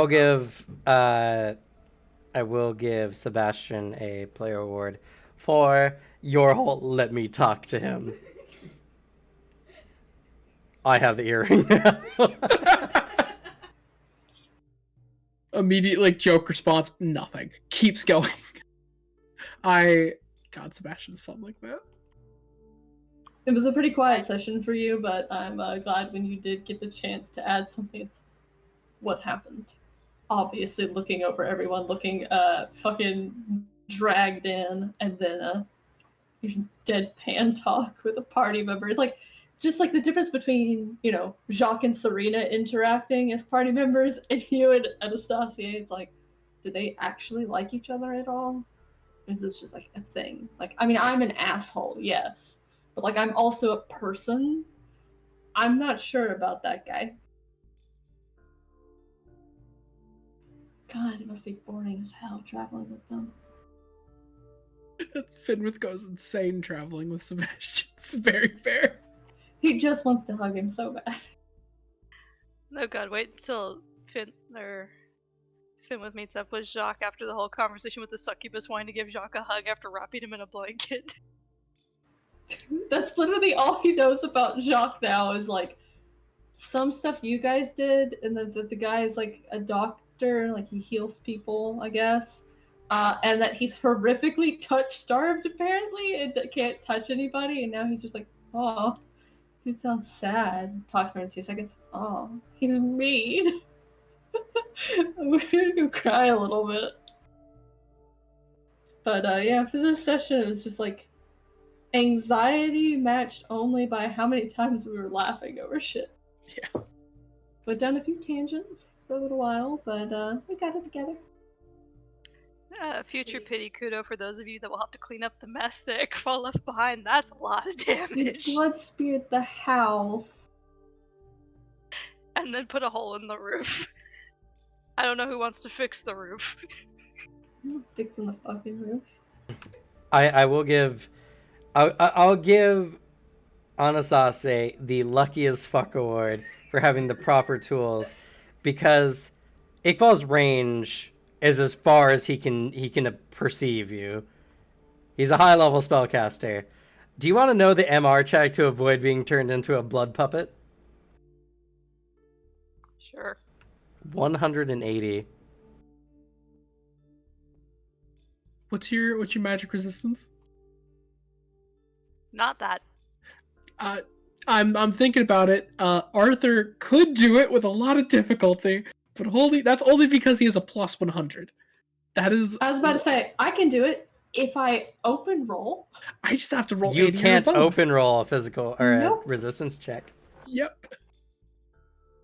I have to roll 80 or above, and I'm a fucking freak of nature. So I have no power. I have fucking 60 in my magic resistance.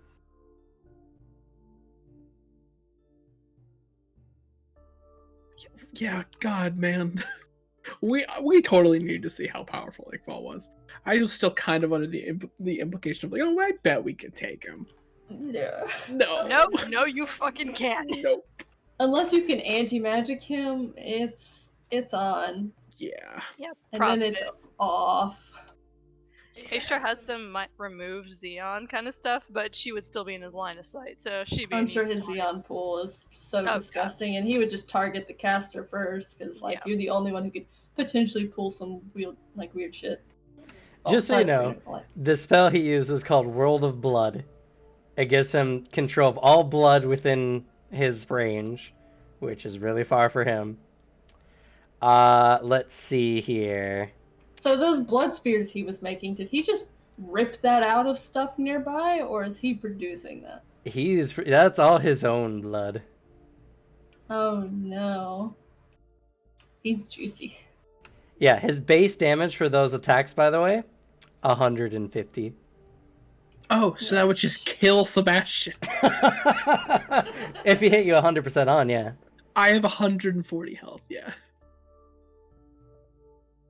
He can do anything from controlling people like puppets, turning blood into various weapons like blades, thorns, or shields.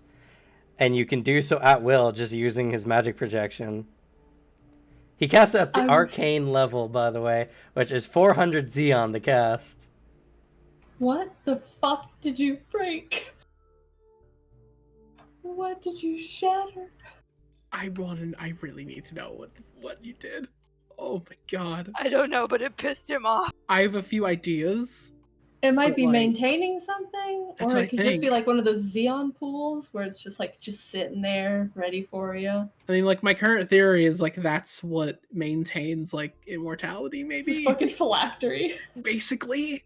That's what I'm... Can you imagine Guessing. breaking and entering into a lich's house where whom you and your family are the guards of, and breaking his phylactery over your knee like it ain't nobody's business, and then escaping the pissed off lich?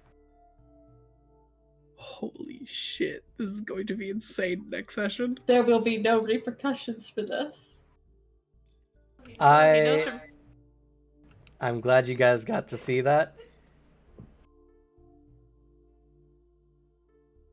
In Anima, in a lot of our games, you guys have felt pretty powerful in a lot of your games up until this point.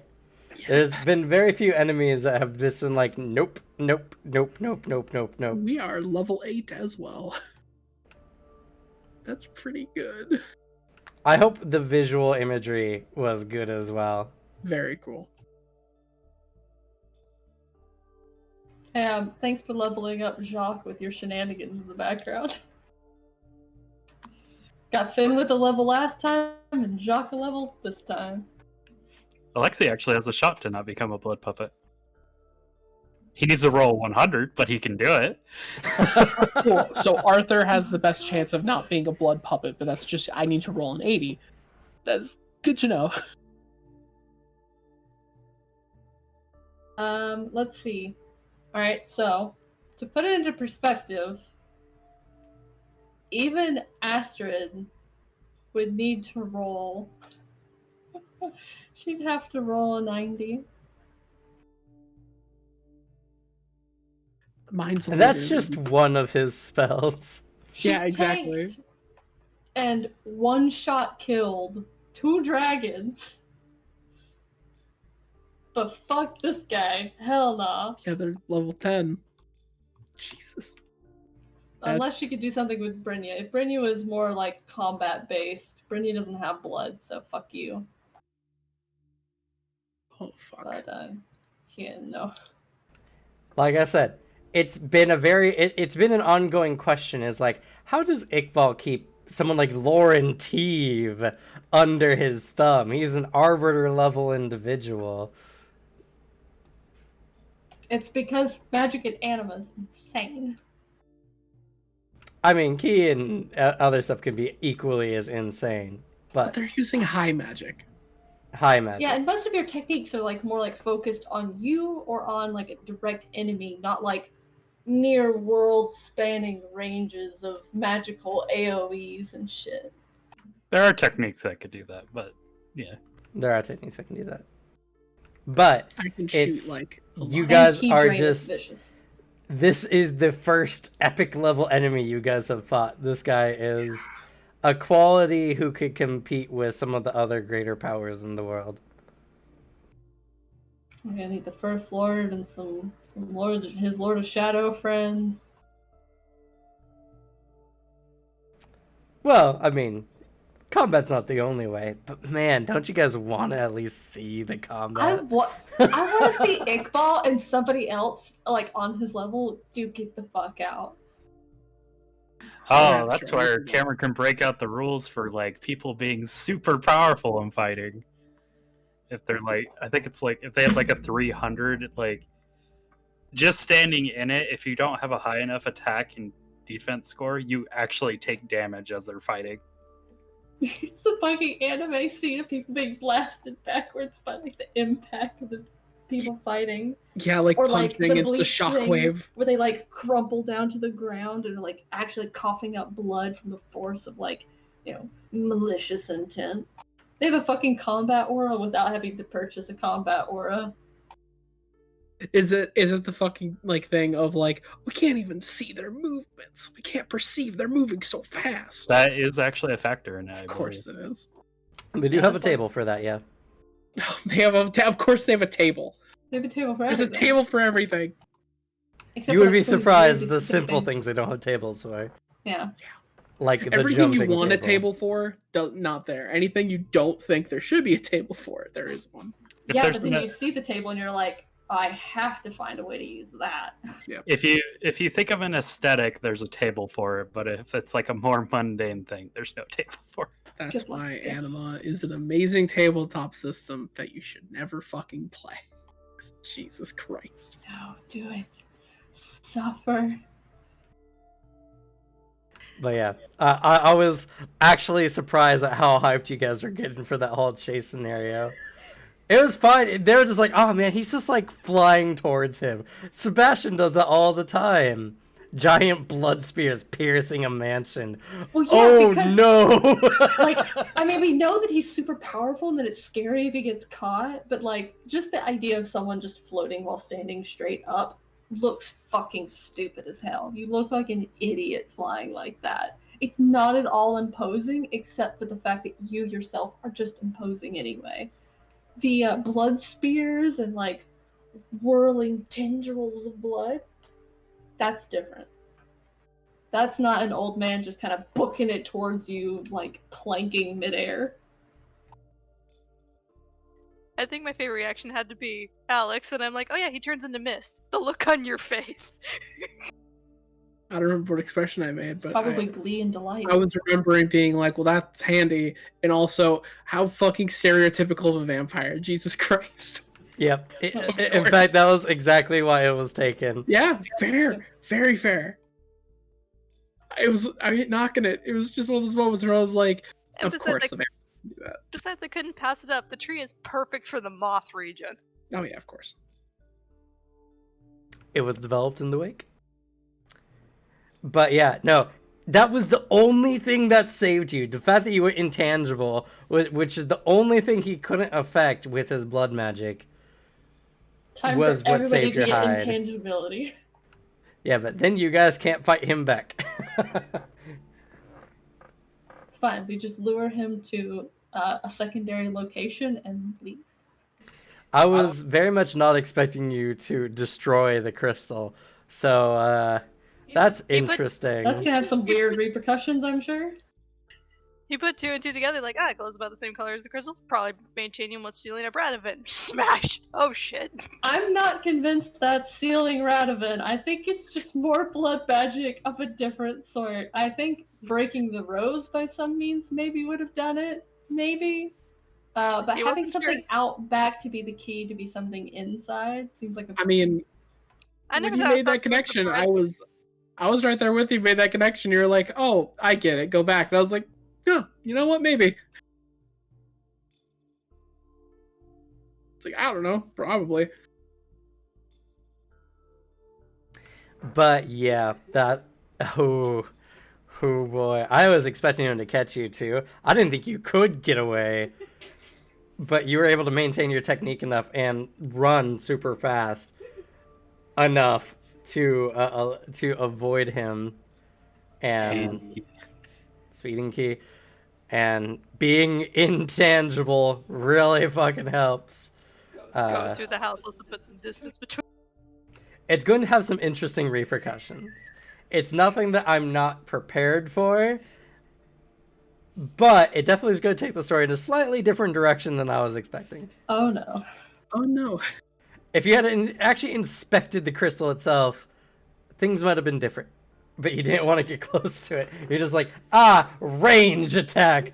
So did we like tick over closer to like good end or bad end or oh karma boy right now? end? I would say it doesn't affect the end as much as how you get there. Oh no. What did But you do? it's very Nobody interesting. get us, I don't care, but like It was something, and I didn't want to mention it in scene because I didn't want to give anything away, but that rose was a very similar effect that was keeping Amalia chained. And you remember how Iqbal broke it. Lots of blood. Yeah, which he does not have. The only person of this party that can provide blood safely are us two. Actually, Jacques might be an interesting one. I don't think he ever counted poison blood, because that might have an interesting corrosive effect on it. it depends. If it breaks by feeding someone the blood to wake them up and ends the torpor, like spell or whatever, Yeah. then it would fuck Radovan up. So if it's Sure. just to break the rose, like it's just feeding the rose as a separate thing. But at least safely, because I know Sabrina's whole light deal. I think it's edible, but it's not great for him. It's It's not edible, it's just spicy. Yeah, spicy blood. And of course, the floating castle's not here, so we can't go, hey, I need your help. I need to get access to the kitchen. So well, we can just make a nice like kind of spicy blood drink for him. It's like a hint of it. You're like, ooh. Well, Got some luckily, Doc will be working on some stuff. And because Serena can't go to fucking work at the Ambrose house now, he will be setting up his experiments on the anticoagulant and putting Serena in charge of follow these instructions to the letter. I'm excited. The Wednesday game is getting spicy. It's getting interesting. Oh boy. And Cradle to Crypt, And I mean, on you guys Sunday, are fighting a demon We lord, fight so... Yep. No way, that could go wrong. Nothing yeah, bad will totally. happen when I use the Ignis farm.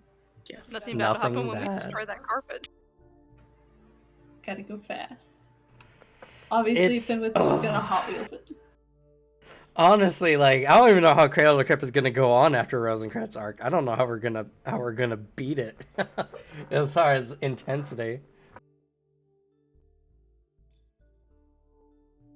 But we will see. It's definitely really interesting, and there's still some lore twists for you guys to explore and find out about. You guys still don't have the whole story of what's going on. We also need to talk to your fucking mom, because, like, she's one of them. Yeah. He's not Anastasia himself is not aware of how to go around it, so having to play that out is frustrating for me because I'm like, I know what he needs to do, but having to steer him in that direction is a struggle. I think you're playing Anastasia really well. He's sticking really well with the character, but also, like, giving him all of the tools to finally progress at his rate so that it makes sense when he finally, like, puzzle pieces everything together and, like, ends up with his plan. But a lot of it's just been, like, him having to, like, warm up to the fact, like, I am gonna have to deal with this. I get to enjoy my family for a little bit, but it's still kind of awkward with stuff. And there's a bunch of other things going on. And then finally, it's just like he's getting pushed further and further into, one, I have to deal with it. And two, I'm starting to get more information to be able to. And also, three, I can't contain my rebellious teenage spirit. I do love the tender family moments, though. It very rarely happens in our games where a character gets to interact with their family so much. Family. Yeah. Or if they do, they get abused by DM plots. So your interactions with your mom melt my heart. It's just like, that's so cute. It's so weird to have you have this very tender moment in the midst of like a very dire time in the timeline right now. Don't worry, Mom's got your back. I don't think she's got my back for this if he comes to the door. Just because Ickfall's terrifying as hell.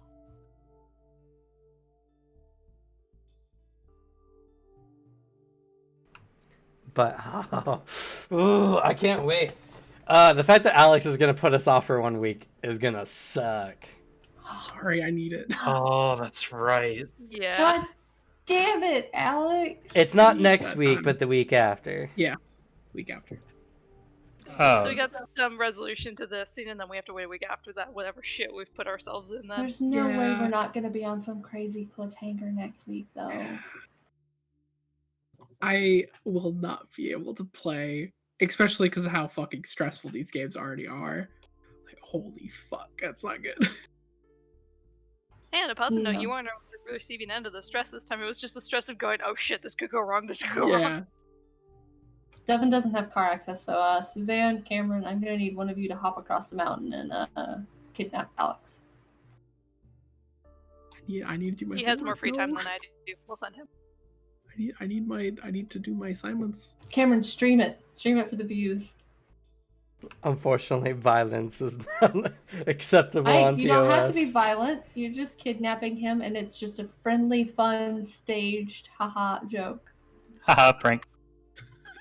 Haha, prank. Puh, gut punch.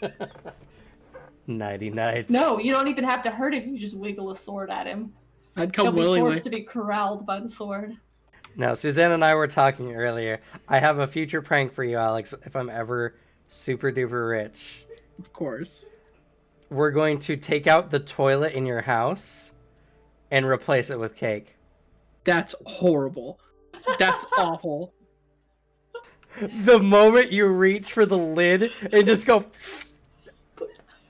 The moment you make me go full fucking paranoia. Like, I am second guessing everything in my environment. That It's is gonna be fuck me just up. like that Japanese game show where everything's like there's like different things Is it? that are Oh yeah, actually Everything is chocolate. chocolate, yeah. Yeah. It's just like, oh god, he actually did it, and then you sit in your computer chair. You find Ripley licking a shoe and you're like, no, not these. I would probably break. I don't know what would happen. I think something would snap. There's a sword on your bed. So here's my promise on Okay. stream. If I'm ever a multi-millionaire, I'm replacing Alex's toilet in his house with cake. New sub goal. New sub goal, $1 million. That's gonna be very fun to explain to my landlord. Oh, don't worry. I'll be so rich, I'll replace will the go toilet with an fine. even better toilet afterwards. So I have to send them like, hey, I'm gonna pay you. This is what I'm gonna do. I swear it'd be funny. And you know what? That video will get me money. I'm going. I'll to make break so down much if you off do of this. that. You'll get a small cut of it, maybe. I will. No, It's a the brand new money. The toilet. money will not undo the permanent psychological effect that's gonna have on me. Where I am, anything could be a cake. He has the means. He's proven he can do it. Going around touching every piece of furniture in the house. I probably would. I would do that. I would start developing things of like check things if they're cake. That'd be so bad. What a good session though. I'm For real. super happy. It's a very good one. Next week's gonna be lit. Oh yeah, I can't wait to see what happens in the Amorous house. I can't wait for Cradle of the Crypt coming up here. That's gonna be a fun one. I'm gonna bite. I'm gonna punch. Then we're gonna drag you out of the portal as the world implodes. Fuck yeah. It's gonna be good. Lots of fun stuff, and I have to say, this is epic storytelling you guys are doing here. These stories, like this episode that we've just done right here, I would rewatch it. I would rewatch the session. Well, we have to do something because we can't go back and rewatch the children's campaign. But hey, we're immortalizing as much as we can. Yep. It lives on in little filmed bits of these games too. Yeah, I gotta start doing that too. Oh god, I got too many projects. I'll probably get a clip editor at some point if I start getting traction. I want to do these animal lore videos Yeah. more than that, even though that might bring more people to the actual Twitch streams itself. I feel like people have a stronger thirst for the lore. Hello, Althendir. Oh, yeah, okay.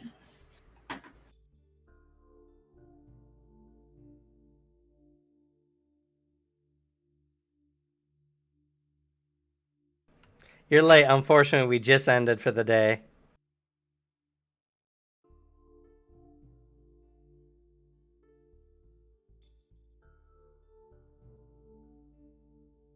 But you will be able to catch this episode on our YouTube channel, the Bad Luck Gamer /YouTube. Some really crazy shit happened. That was a very hype episode. So I would definitely check it out there. But if you're interested, please leave a follow so you can come and see us as we're doing our Rosencratz arc episodes. We will be taking a break in 2 weeks from the 14th to the 21st. Or maybe even the 22nd. I don't know. But after that, we'll be back on schedule. And we will be having sessions next Wednesday and next Sunday.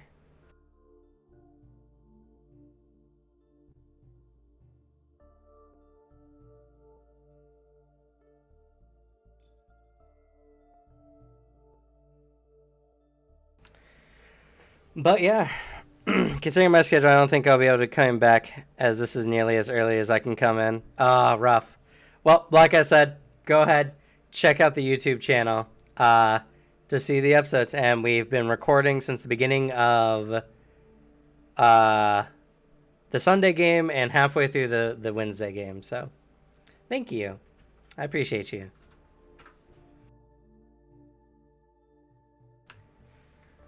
But yeah, that's about it for this session. Unless anyone else has anything they want to gush about. Oh, I did appreciate the 5-second rule, Alex. I like your cursed string cheese. It's supposed to be the forbidden string cheese. It's all right. To be proper with the meme, but it's all good. Anyway, we're going to go ahead and end this here. Thank you all for watching so much. If you're watching and have enjoyed, please leave a follow to see more amazing content like this. I've already spieled out for the YouTube channel, so, go do that. We also have our Anima lore videos coming out on the same YouTube channel as before. Hopefully this Sunday, this next one here is going to be a pretty big one, I guarantee. Anyway, go ahead and say goodnight, everyone. Night-night.